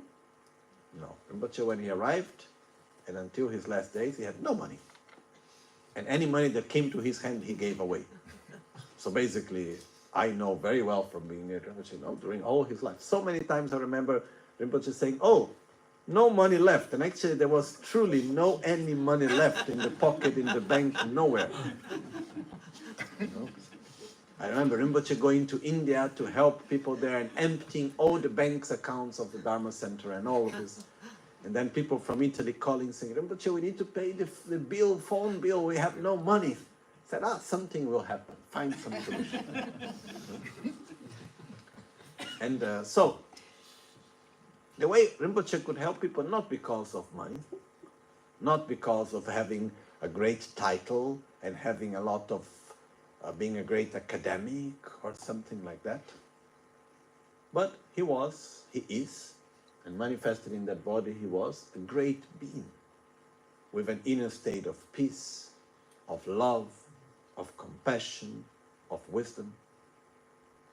And through his being, he could interact with everyone and bring benefits wherever he was touching. And even if we look from a very mundane perspective, think about people that did great things that touched the life of so many people in this world, even from a very mundane perspective. Normally, they could do that mainly because of their inner qualities. Nothing else. So, a person that is in this world that have very special inner qualities, have a very great potential and capacity to touch the life of so many and help so many. And that's what I want to do. That's what we want to do. I want to be in such a state that whoever I come in contact with, I can in some level benefit them. That's the quality of a Buddha. And that's what I want to be. I want to reach a state in which it doesn't matter with whom I am, where I go, you know, that other beings, by seeing me, by listening to me, by thinking of me, receive benefit. And I don't want that because I want to be so special. Oh, look how cool it would be. Everybody just by thinking of me will receive benefit. How special I am. That's not what we are talking about. I'm talking about seeing the suffering of others, having this unbearable feeling, I don't want them to suffer. And imagine how wonderful it would be if I could really help them just by my existence and by every interaction of mine. And that's what I want to reach. That's what I want to be. So, my main priority is I want to help every sentient being, and because of that, I must develop my qualities to their maximum potential. I must become a Buddha myself. So I take upon myself the responsibility of getting out of the cycle of suffering, of developing my qualities as a Buddha, so that I can help every sentient being to get out of suffering themselves. This is called bodhicitta, the mind of enlightenment. And bodhicitta have two parts which are very important. One part is called the aspiration for others, and the other the aspiration for oneself. The aspiration of others is, I wish every sentient being to be free from suffering, is the part of the base of love and compassion. But the other part of bodhicitta, which is fundamental, is the trust in oneself. I can do something myself to help everyone. I don't go into desperation mode. I go into trust in myself, which says, I cannot take every sentient being out of suffering, but I can reach a state in which I can help everyone that I enter in contact with. And that's already more than enough. A Buddha cannot take everyone out of suffering, but a Buddha can be sure that every interaction that a Buddha has with anyone is of benefit for them. So, that's what I want. Okay? And the text continues, saying, so, Semtsang Kekyan Sutrin Namsula Komba Mena Chanchup Mir Gyurpas Lake Paratongne Gyase Dombala Sumpa Chapo Lobra Jingilo. Bodhicitta have two parts, two types of bodhicitta. Bodhicitta of aspiration and bodhicitta of engagement. Bodhicitta of aspiration is, I want so much to reach enlightenment for the benefit of all sentient beings. But we can remain just in the wish. Bodhicitta of engagement means, I want so much to reach enlightenment for the benefit of all sentient beings, so let's do something about it. And I start doing something really about it, okay? So this is the next verse, which says, even if I develop only bodhicitta, but I don't practice the three types of morality, I will not achieve enlightenment. With my clear recognition of this, please bless me to practice the bodhisattva vows with great energy. The three types of moralities, it can be seen, there are two different ways of describing the three types of morality. Mainly, the three types of morality normally are seen as the morality of abandoning what is harmful, just as we were talking yesterday. The morality of cultivating what is beneficial. And the third is the morality of benefiting others. So, in the first type of morality, I recognize what are the behaviors of body, speech, and mind which are harmful to myself and others, and I commit myself not to do them. Second, I recognize which is the behaviors of body, speech, and mind which are beneficial but not easy, and I commit myself to do them. And third, I ask which is my way of interaction that can be of benefit for others, that can help others to have less suffering and so on, and I commit myself to do it. These are the three types of moralities. And if we take all the vows, they can be, how to say, condensed, no? Into these three types of commitments. Okay? Then it can also be called the three types of vows. It's also sometimes described as the pratimoksha vows, the vows of self-liberation, the bodhisattva vows, and the tantric vows. But mainly is these other three descriptions that I just gave before. So, even if I develop bodhicitta, but I do not really engage in the process of putting effort to develop generosity, to develop morality, to develop and train myself, even more than develop, the best word is, even if I wish to reach enlightenment, but I don't train myself in the qualities. Because what means to reach enlightenment? Develop one's qualities to the maximum potential, and on the same time eliminate completely every defilement, negativity. But to do that, I need to train myself in such qualities. So, even if I wish to be a Buddha, but I don't train myself in the qualities, then I would never become one. So, which are the qualities that I train myself in? First, on the basis of love, which is the basis. I train my love and compassion on that basis, and altruism, altruistic love and compassion, that's the basis. On top of that, I train myself in generosity, which is the capacity of sharing and giving, materially, emotionally, knowledge, spiritually, physically. I help others. I share what I have with others without attachment. Second, I train myself in morality. Morality is different than ethics. Ethics is where we will discuss what is right and what is wrong. And we can stay our whole life here discussing some things. Okay, because it's very complex sometimes. But morality, it's not that. Morality is my ability to fulfill my ethics. Morality is my ability to accomplish that which is beneficial, to avoid that which is harmful. So, for example, having a bad ethics with a good morality is not a very good mixture. Because, for example, maybe I put in my ethics that it is the correct thing to do only to think for oneself, because each one needs to think for themselves, and if I can gain some profits for myself, even if this means hurting others, I should do it. If I have this in my ethics, can it happen someone to have this in their ethics? Or let's say I put in my ethics that if I see that you have a different view of mine, I can do anything to convert you to my own view, even if this includes acting with violence and so on. Because I need to convert you into the same view as I have. If this is my ethics, and I'm able to follow it very well, it's not good. Okay? But on the other side, if I have the most wonderful ethics of avoiding negative actions, of accomplishing positive actions, and so on, but at the same time I have no good morality, I'm not able to follow that ethics, it doesn't work well.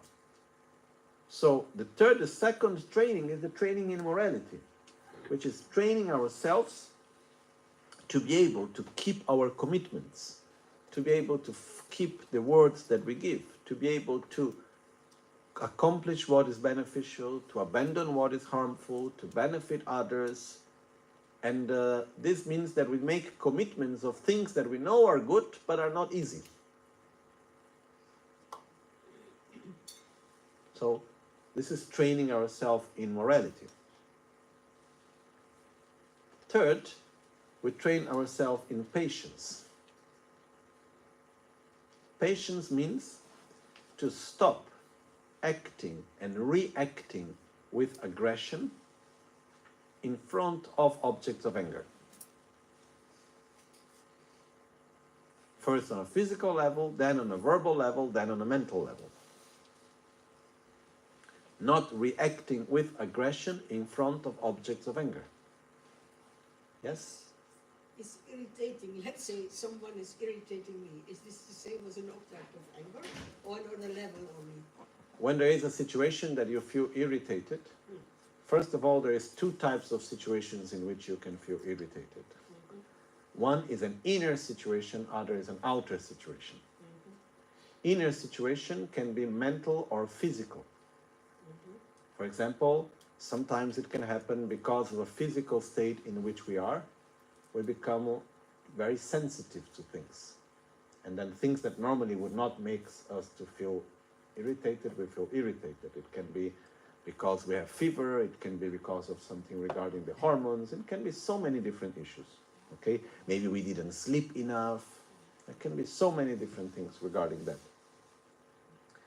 The question that comes here is, independently of where this irritation is coming from, do I generate aversion for that person and situation and so on, or not? If yes, then I am not practicing patience. If this object, this person and this situation becomes an object of aversion, this is an object of anger, independently of how it is manifesting from what and so on. Okay? So the point is that I feel aversion, but still I do not react with aggression. First physical, then verbal, then mental. You know? For example, myself, I have gone through the experience that it happened quite rarely, but sometimes it happens to me, that I feel that there is something strange happening in me, that I have less patience than normally I do. So in other words, situations, there are some situations that normally would not shake me, they shake somehow a little bit. I feel like less ability to deal with it easily. But when I see this, I try to recognize, saying, okay, this means there is something happening in myself in which I am more sensitive. I cannot go through. So I just need to wait that moment to pass. It's like a wave, and not react out of it. Because if I react out of it, then after there is the consequences of my reaction, which makes the whole thing worse. But training in patience means wherever we find an object of anger, we need to train ourselves not to react with aggression. First on a physical level, then on a verbal level, then on a mental level. And recently, for example, I had few experiences which were very beneficial for me. Because normally I don't have situations in which I feel threatened or someone against me, and I am in a condition in which most of the time people are kind towards me and so on. And I had this situation, two situations recently, one very recently, other a little bit far, of problems and of someone being against and so on. And I'm so grateful to that person. Because allowed me to train myself. Train means develop. So, how I am walking on the path to enlightenment? By training myself in my qualities. And one of them is generosity, morality. The third one is patience. Okay? And we have many patient teachers around. Many masters of patience that we can have. And it's really fourth quality, joyful effort. To develop, train ourselves in joyful effort means to put energy in that is beneficial, that is virtuous, but it's not easy. Okay? That's another quality to train in. Then the fifth quality is concentration, training ourselves in having the control over our own mind and directing our mind where we want and so on, developing samadhi, developing concentration. And the sixth quality is developing wisdom, having a coherent view of reality. Okay? Seeing that is subjective as being subjective, seeing that is impermanent as being impermanent.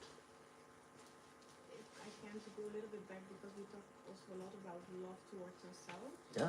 And also compassion towards ourselves. But this aspect normally is not so much explained to have compassion towards ourselves, because I know, especially here in Holland, we are quite critical on ourselves, the way we think, we do. So what it means and to practice self-compassion without going into this part of all, going to the other extreme. What is compassion? Making it very simple, compassion is aversion for suffering. Do you like to suffer? No. Do you have aversion for your own suffering? Yes. So you have compassion of yourself. The problem here is not that we do not have compassion for ourselves, but the problem is that we have this guilt and blame attitude.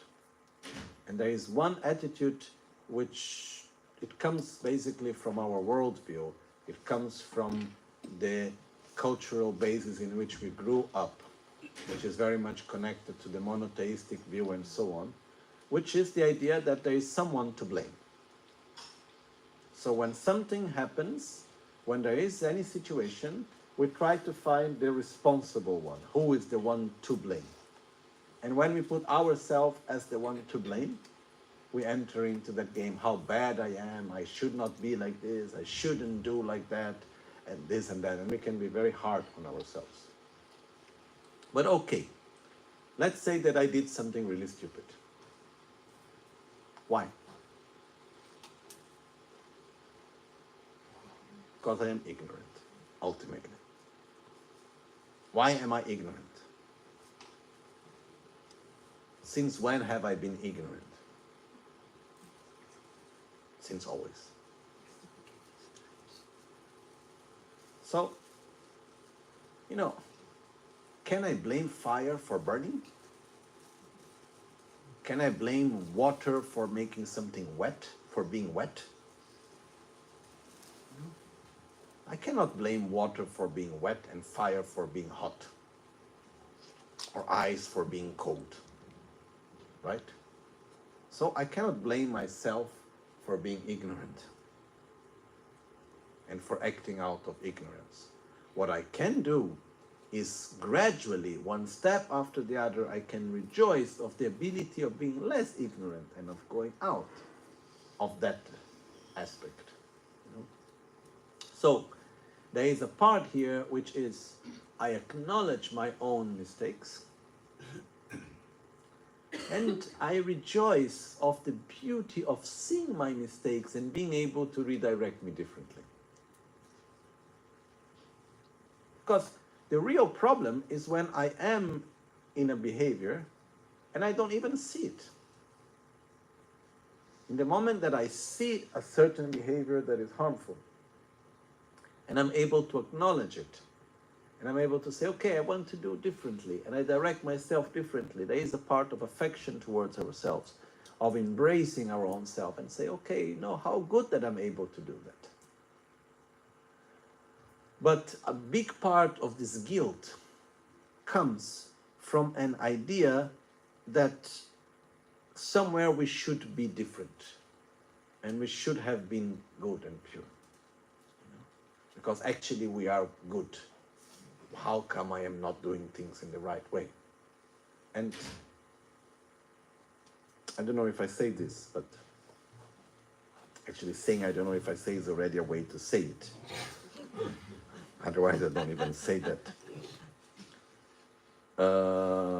But I think I want to use one connection, which is not necessarily precise, okay? But we come from a culture in which we were created in the similarity of God. I don't know how in English there is this term. In the likeness of God. In the likeness of God. And when we act in a way that is different from, we are doing something wrong. It's like if we are going against our nature. So we come from this idea that we are supposed to be good. We are supposed to be this. We are supposed to be that. That's who we truly are. And when we don't act in that way, this means that we are bad. Okay? In our Buddhist perspective, it's different. We have been ignorant since ever. But we have the possibility of not being anymore. So it is not like we are supposed to be good. No, we are not supposed to be good. We are not supposed to be compassionate. We are not supposed to be wise. We have the possibility of being wise and compassionate and so on. So in the moment that we somehow are able to take away this heaviness of this idealized image of what we should have been or we should be, and we embrace ourselves for what we are, and we see that actually we are perfect right now. Perfect in the sense that we could not be different from what we are, seeing all the causes and conditions that we came through, but I want to be better. So, one last analogy to explain this. Imagine that each one of us chooses a different number here. Okay? Together with the number that you choose, you put one mathematical operation. You want to add or to subtract, to multiply or to divide, let's say. Okay? And each one choose a number, and the final result is 55. But I don't like 55. Who's to blame? Who is the one to blame for the number 55? I think it's here. No, he was the last one to give the number. So if you hadn't give the number 5, and before you it was 50, and you added 5, then we would not have 55. But then you can come and you say, yes, but if the one before had given a different number and I just added 5, we would not be in 55. So we can go on and on and on and on. And who is the one to blame for 55? Everyone and no one, right? Because every one of us that chose a different number, the result would have been different. If we go and we make the calculation again and again and again and again, if the calculation is done correctly, the result would be the same. But we have already chosen the numbers. So can I say that the result 55 is a perfect result of that complex equation? Yes, no? So if I don't like the number 55, what shall I do? Complain of who put the wrong number? Or I should find ways to say in English, subdue to something? It means that we enter into acceptance. And the part of compassion, loving oneself, is having acceptance for oneself. And acceptance doesn't mean I am like this and nothing to do.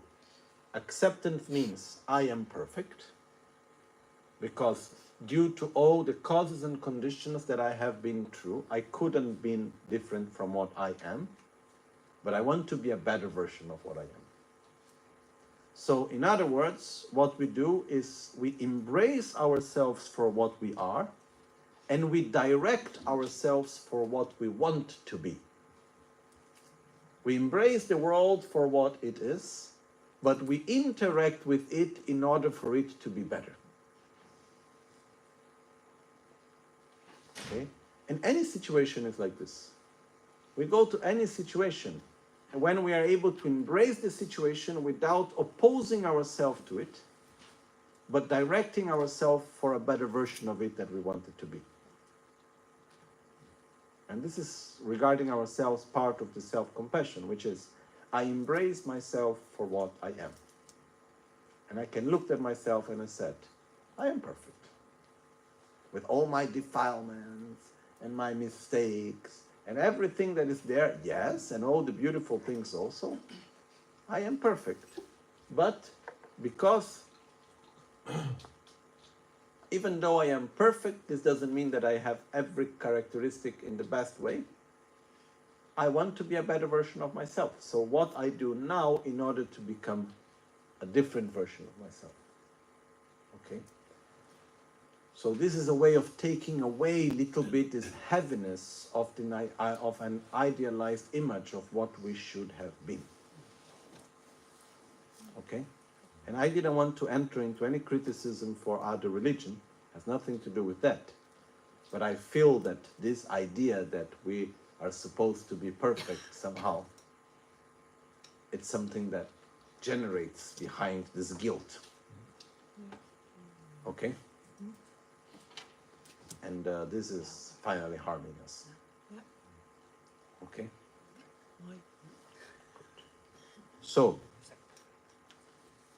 we go to, and remember, acceptance means not putting oneself in opposition to the present situation, but putting one's energy into the solution. So it means no opposition towards the problem, but energy towards the solution. That's what acceptance means.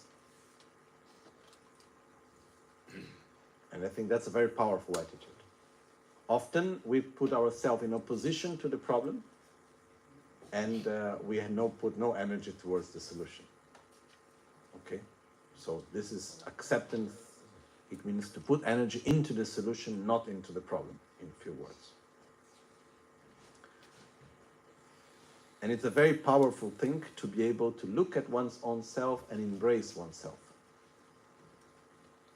Because the interesting thing is that when we don't do that and we enter into the game of guilt, together with guilt comes being a victim. So not only I feel guilty for what I do and I am, but I cannot do much because I am the victim of the world. So yes, I repeat because I am the victim.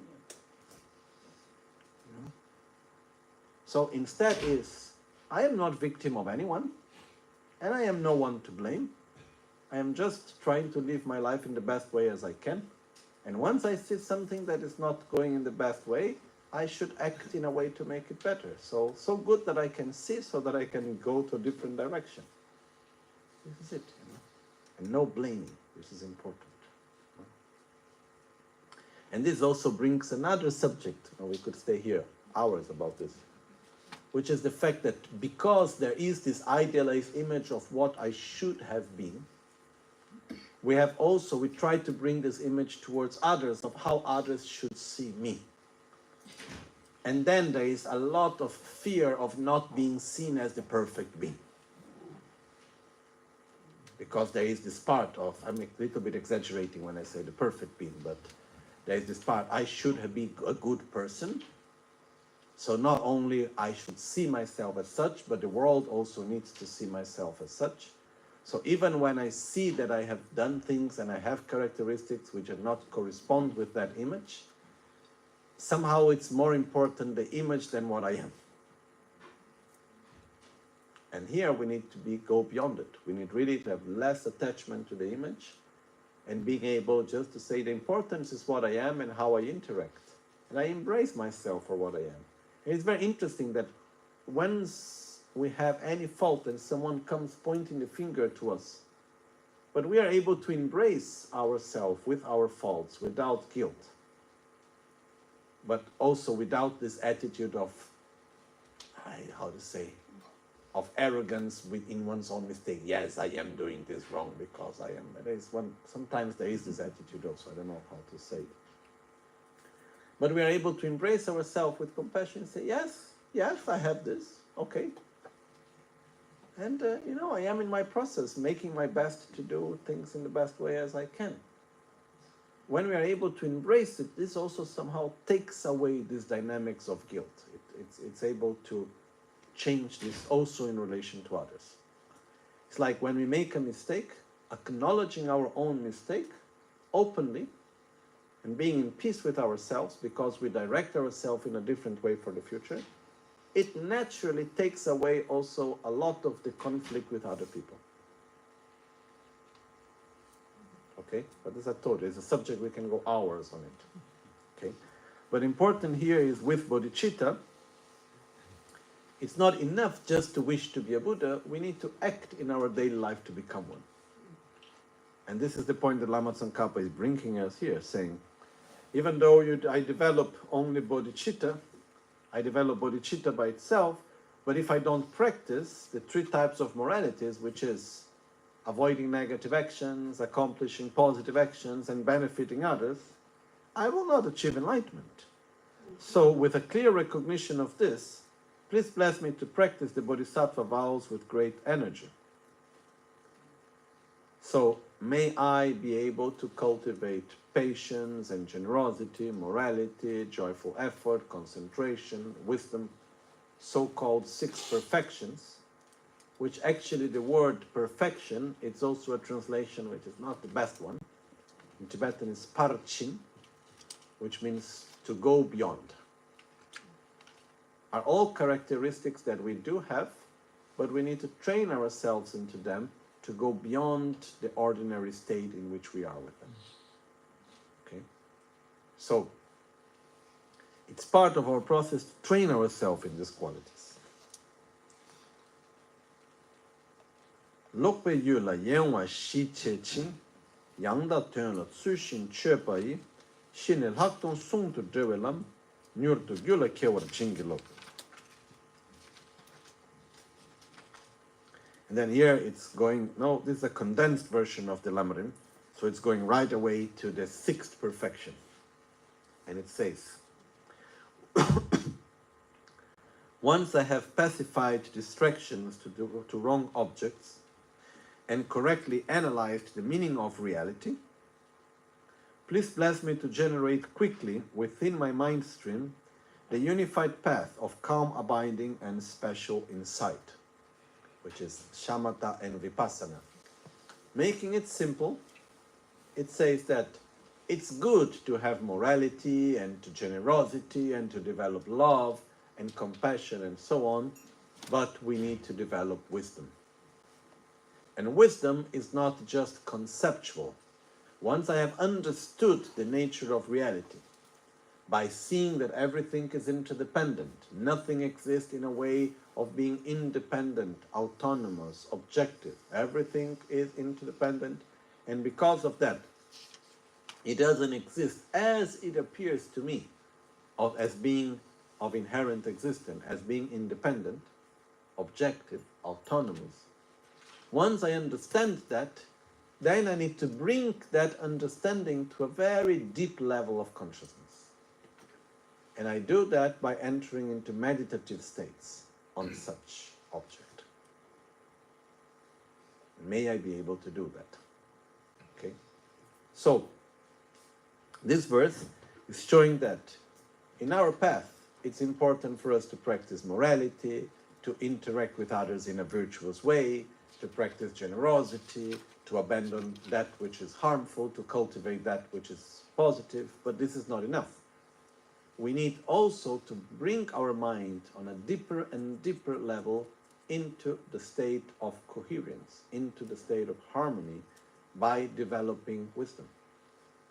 Okay? And here we could go on for days talking about the subject, but many of you have received explanations of emptiness many times. So we don't need to go into the details of it. But just one example. Looking at oneself at the mirror.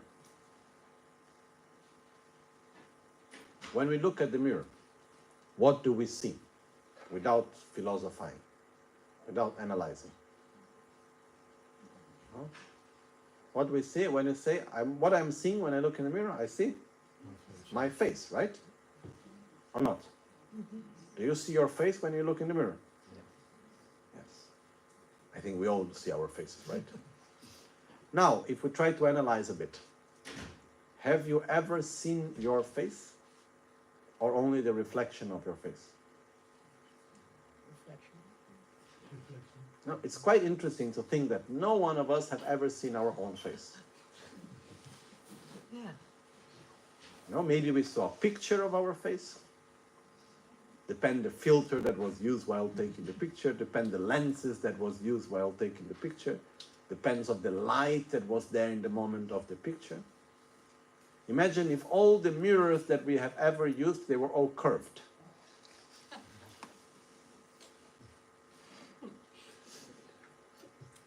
Or the mirrors were all yellow. We think that we have yellow skin. Or red skin, depending on the mirror that we look at. You know? Is this possible? So, is it... No, it's interesting to look that no one of us have ever seen our own face. Okay? So, now, knowing that what I see in the mirror is just a reflection, basically the light that touches my face, reflects back into the mirror and then reflects back into my eyes. That's what I see, right? So, once I know that what I see in the mirror is just a reflection of the image of my face. And now you look in the mirror, knowing that. How does it appear to you? As being the reflection or as being your face? It still appears as being my face, even though I know that it is not.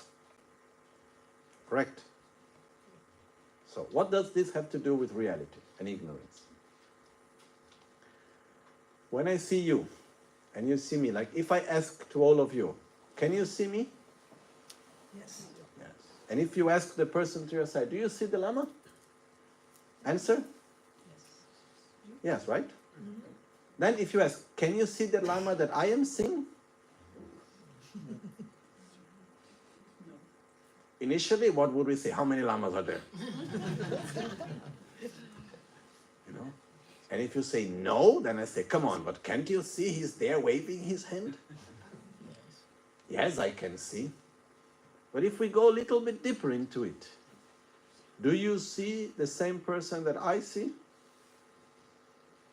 No. When I'm looking at you, I don't see you. I see my version of you. And if we take each one of us here and start describing the same person, do we have two descriptions that will be exactly identical? No. So when I see you, I don't see you. I see my own version of you. Okay. One last example, just to try to explain this better. When we listen to the sound, can you listen to the sound of the bell? Yes, no? And if we do not analyze, can we all listen to the same sound? If I ask you, have you listened to the sound that I listened? Yep. No? The normal answer would be yes. Now, how does this work? There are a few factors here. First factor is there is vibration in the air. Okay? When I hit with the stick, the metal vibrates in a certain way, which creates a vibration in the air, and this vibration in the air is what we call sound. Okay? Is the sensory object. Second, this sound, vibration in the air, enters in contact with my ear sense power, which are the little sensors inside of my ear, that they move with that vibrations. They send a signal to my ear sense consciousness, saying, oh, look, this sound is coming, these vibrations are there. Then my mind says, there is this sound. And on top of that, I have my discernment, which is the part of my mind which attributes a meaning. Basically, I make a research in my inner database. I say, what is that sound? Ah, Tibetan singing bowl. Okay. And then I connect with it with emotions, memories, concept, and everything that I connect with it. Okay? Now, when I play the bell, the sensory object, the vibration of the sounds that I listen and that each one of you listen, is the same or is it different? It's similar because it's coming from the same object, but according to the place where we are sitting, no, if I do like this, it's already different. So according to the place in which each one of us are, and we cannot be in the same identical position, the sound, the vibration in the air that arrives to the ear of each one of us is the same or is different? It's different. Our ear sense power, is it the same or is it different? We are all human beings, so they are similar, but still it is different. Our ear sense consciousness, the part of our mind that perceives the sound and so on, is the same or different? Different. The value that we attribute to it, our inner database search and the name that we give to it and the emotions that we connect to it and so on, the same or different? Different. So now, do you listen to the sound that I listen?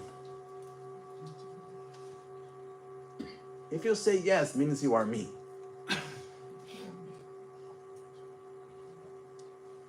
But the interesting question is that when I ask you, can you listen to the sound of the bell? Or if I ask you, can you see the image of Chenrezig that is here? Can you see this image of Chenrezig here? Yes. But when I ask you this question, or when you ask me this question, imagine asking me this question, if I can see this image, what I am, in an implicit way, adding in the question is, can you see what I see? Because what I see is what exists. In my question is, in my question that if you can see this image, I imply that this image exists as I see by itself. Because if I have the full awareness that what I see is the result of the light touching the object coming to my eyes, so there is my own eyesight, there is my own eyesight consciousness, there is the value that I attribute, I will never ask if you can see what I see. Because I know that it's not possible. But the point is that when I see anything, I listen to anything, it appears to me as if I am just perceiving what is there. I am seeing the image that is there, I'm listening to the sound that is there. In other words, the subjective reality appears to us as if it was objective. And what we do to that illusory appearance? We follow it. We grasp at it as being true. That's our ignorance. And because of this grasping at reality and even at our own selves as being autonomous, independent, objective, we end up living with a total division and separation of each and everything, which manifests as our obsession with self-gratification, so-called selfishness, which transforms into anger, attachment, insatisfaction, fear, anxiety, jealousy, envy, and so on. Okay? So, based on that, may I be able on my path to see reality as it is, to see what is subjective as being subjective, to see that even though everything that I perceive appears to me as being of an independent, autonomous, objective reality, actually it is not, because it is interdependent. And if we are able to really develop that, we take away the basis on which our own defilements actually can sustain themselves. Okay? And also because we don't have so much time to enter into all these details, once we have actually made understanding this, then we need to familiarize ourselves with the concept. And to do that, we need to have single-pointed concentration on it. But one initial advice is, before developing full concentration and meditation and so on, focus on interdependence. Focus on seeing how things exist in an interdependent way. Okay? And one book which I recently read, which helps quite a lot in relation to this, and especially if you have some understanding from the Buddhist perspective, it's very nice and beautiful to read. It's a book from an Italian physicist. The name of the physicist is called Carlo Rovelli, and it's a bestseller, his books. And Carlo Rovelli, and the name of the book is Helgoland. Helgoland is an island near here, right? Helgoland. No? Denmark? Okay, not so far. Anyhow, so the point is that he brings in this book the concept of interdependence and the lack of inherent existence from a modern scientific view, and he recognizes that the only philosophy that actually was able to see it in the same way was, he refers to Nagarjuna, which is Buddha's view. And there is one whole chapter talking about Nagarjuna, not the whole chapter, but a part of a chapter talking about Nagarjuna, which is really, really beautiful. So, one of the things to reflect more upon this and understand it better is look for different ways of understanding interdependence. And this is one way that can help also into that. Okay? So,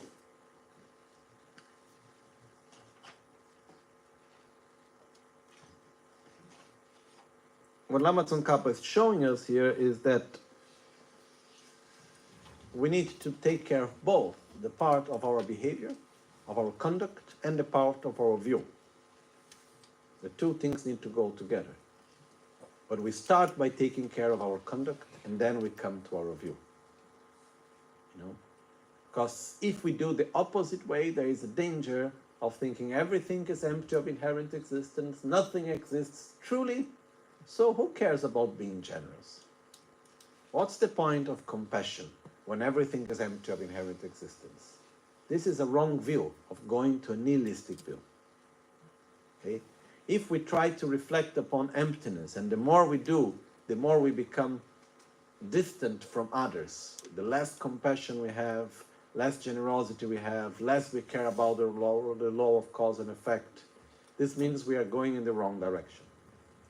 If the more we meditate on emptiness, the more we can feel others, and the more compassion and love we can have, and the more generosity we develop, and the more we follow the law of karma, this means we are going in the right direction.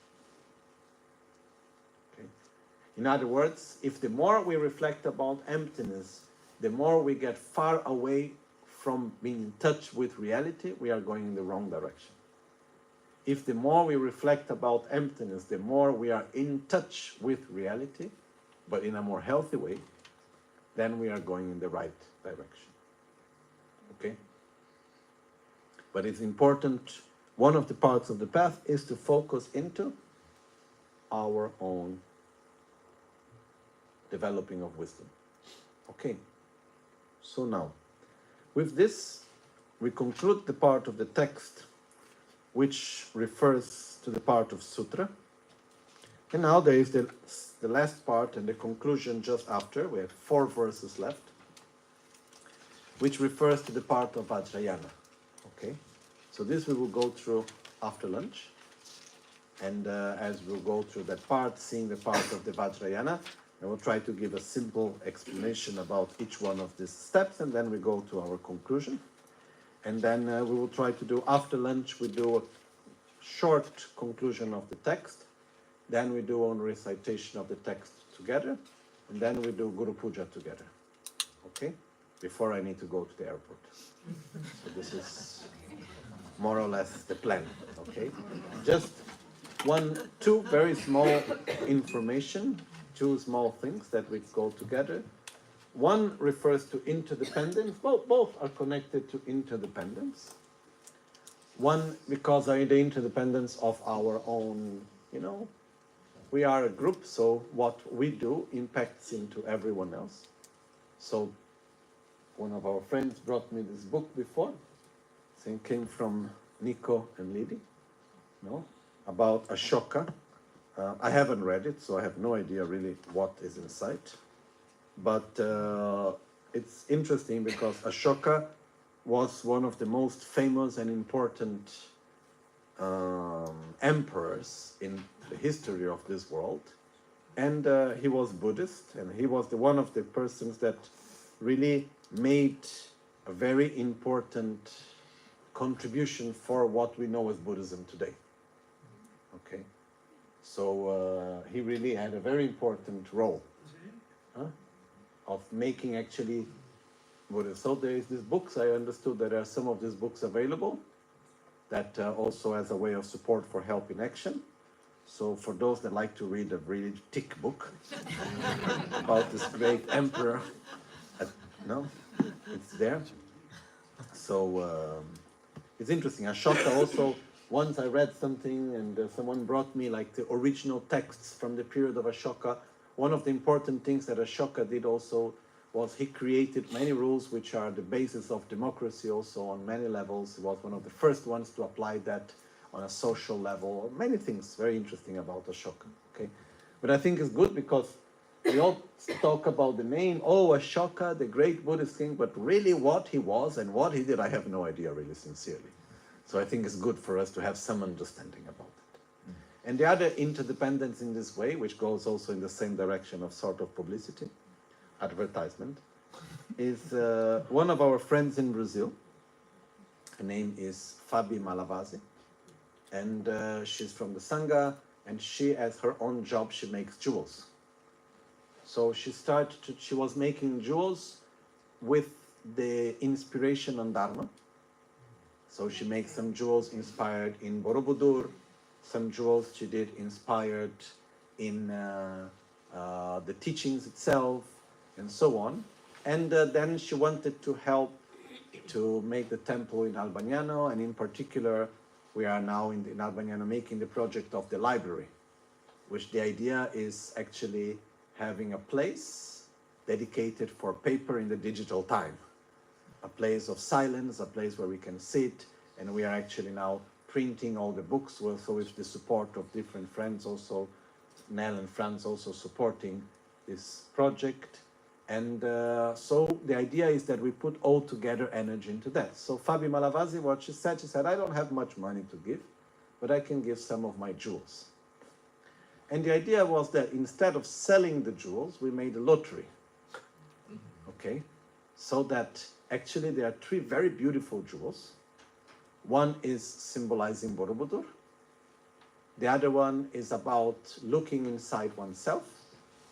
And the other one is symbolizing following the Guru. It's these two birds that always go together. Okay, so basically she did these three very beautiful jewels.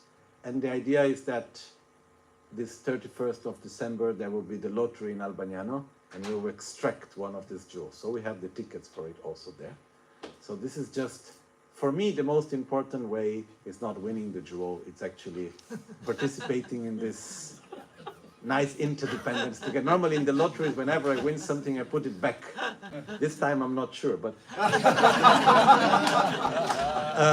still, I think it's something that is very nice. And then also it's a way of, putting our energy together into something. And there is something that I like to say and like to thank everyone also. Very recently, I was going through the accountings of the building of the temple in Italy. And I was going through all the expenses and all of it and so on. And we still have things that we are paying. We still have things to go through, which is not a very easy moment from that perspective. But when I look at it clearly, we have seen that, like, on the very beginning, there was one very big sponsor that gave a little bit less than a third of everything. Then we had another little bit less of a third, which was given altogether by the Italian Buddhist Union. Then there was an important part, which is a little bit more than 1/3, which was given by all the other main sponsors, together with everyone else. And it makes a big, big part, actually. Yeah? When we look at the support that was given by each one of us together, it makes a lot. It makes a very important part of the whole thing. So when I look at it, I said, wow, we did a lot together, And it's something that we invest for our future. As Rinpoche said, basically, we need our own holy place. Like, for example, right now, I remember Rinpoche saying, it will not be possible to go your whole life to Borobudur, which is already happening. Right now, to go as a group to Borobudur, as we used to go, it's almost impossible. Basically, there are many new rules there. So you need to pay, I don't remember, around $50 or less, doesn't matter, in order to stay there for maximum 1.5 hours. And, and to do this in a group of 200 people, I don't even think we are allowed to go all at once. And so it's not possible to do as before, as we used to do before. So Rinpoche at that time, he said very clear, we need to make our own Borobudur, our own place of pilgrimage. And it's working. And I can see, for example, in Albagnano now, so many people coming to the temple, even not knowing anything about Rinpoche, not even knowing anything about me, and receiving a lot of benefit. People come there like for 1 week, and then they want to end up staying there for 3 months. Now, for example, nowadays we have many young people. They come from one organization which is called World Packers. Basically, they are a group of people that they have many places in the world, part of this organization, where you can go and you exchange work for lodging and food. And they're mostly young people that they want to have experiences in different places. So we enter into this group, and the center is like in the top 5 of Italy, like on the top 10 in Europe, like of the best places that you can go. And there is always a lot of young people from all different parts of the world coming. But normally they come like, ideally, initially for 1 week, and they come like from South America with the idea of traveling around Europe. And very often they end up canceling the rest of the trip and staying only there. And all of them, what I've seen up to now, they are always touched deeply. There's always something that moves inside of them. And as Rinpoche said, he wanted to create a place that have the power of transformation, a place that have the power of peace. And this is being done. It's there. And this is also because of the effort of all of us putting together, and Holland have an important role in it. So I'm really grateful, and it's something that we need also to rejoice and being somehow positively proud about.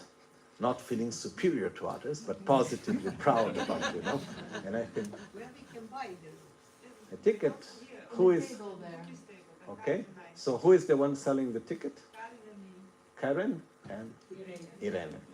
Okay, so this we have that. So this is just something that it's a way that we are doing, but I really want to just to take the opportunity to connect and say that when I was looking at things, I was quite touched in a way, because I see the big effort that all of us have done. And I just remembered Dhammakaya, this big temple that is in, two things come to my mind. Dhammakaya, when I talked one time to the abbot, the vice abbot, and he told me that when they were starting to build their temple, this sort of stupa that looks like a spaceship, okay, at least our idea of spaceship, okay, and it's like 300,000 statues of Buddha outside, 700,000 statues of Buddha inside. The whole space is 1 square kilometer. It's very big. So they said that when they started to build it, there was one person that came and said, I want to sponsor the whole thing. And then the abbot said, no. The temple belongs to all the Sangha, so all the Sangha must do it together. And they were able to do it all together, And this is something that when I saw, I made a list of all the names of everyone that participated. I saw that we all do together, And then I remember the day that I went to talk with our friend from China, Shirley, after she committed to give 2 million euros for the temple. And I said, oh, that's very kind of you, And I went to her and I said, Shirley, thank you so much for the big help that you are giving, And then she told me very calmly, she said, yes, but I'm not doing anything more than everyone else. One of the reasons why I am giving this is 2 reasons. One is because I believe in what we are doing together, and I see each one of the members of the Sangha in Europe giving a lot, giving their best for it. And the only difference between me and them is that I am rich and they are not. That's the only difference. But I'm not doing anything more than what they are doing. I'm just really giving my best. And everyone is giving their best, And this makes a big difference. So there is a part in which we put together energy into something and we make it happen. And the fact that we put all together the energy there, and that with the right awareness, Rinpoche have this vision and we follow it and we make it happen.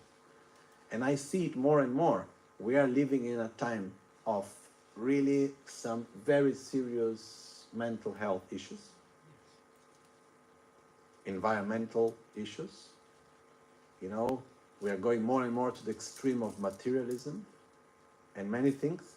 So more and more I can see that the vision that Rinpoche had of having a holy place that can actually be a refuge, it's more and more important.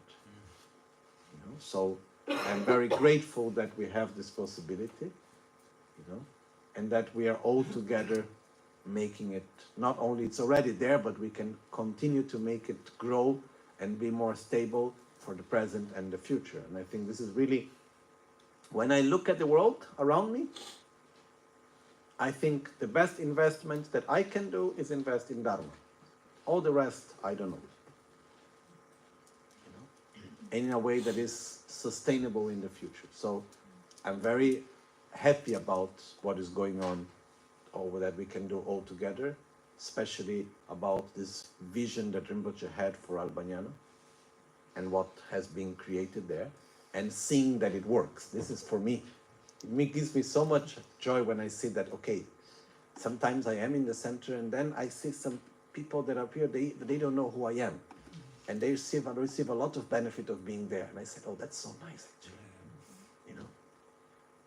And it's like the place itself has the power and it works. Then sure, there are the teachings. Sure, there are the practices. Sure, the blessings are there and it works for all of us. So this is something that I'm very grateful, and I like really to manifest my gratitude, to everyone. Each one doing their own part, the best of our own abilities, and we continue into that also. Okay?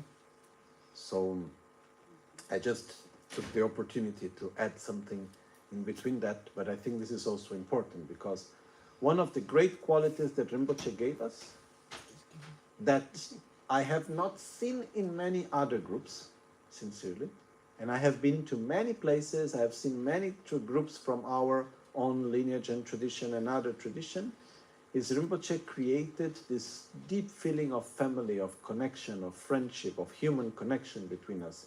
And this is something that is very rare to find also. So right now I just wanted to share something within this feeling, which is also important. But now we stop for lunch.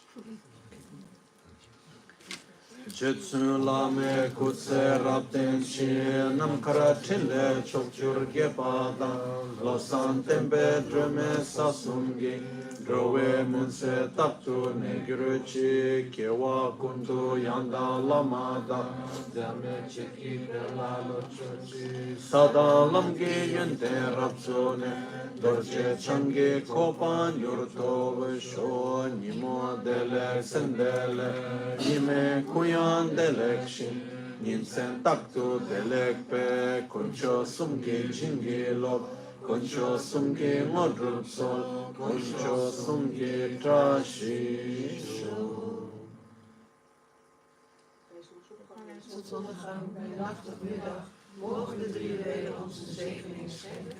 Mogen zij ons helpen alle realisaties te werken en het pad van ons leven besproeien met variërende tekens van voorspoed. Abenddämmerung, nachts oder mittags, möge die drei Wehen uns Segen werden, mögen sie uns helfen, alle Verrichtungen zu erlangen und unsere Lebenswege durch diese Zeichen besprechen.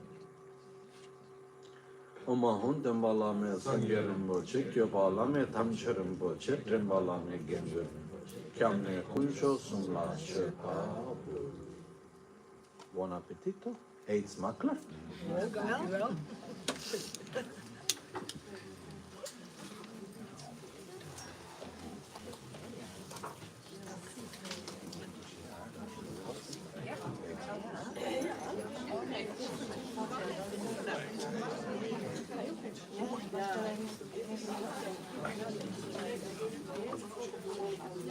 Ja.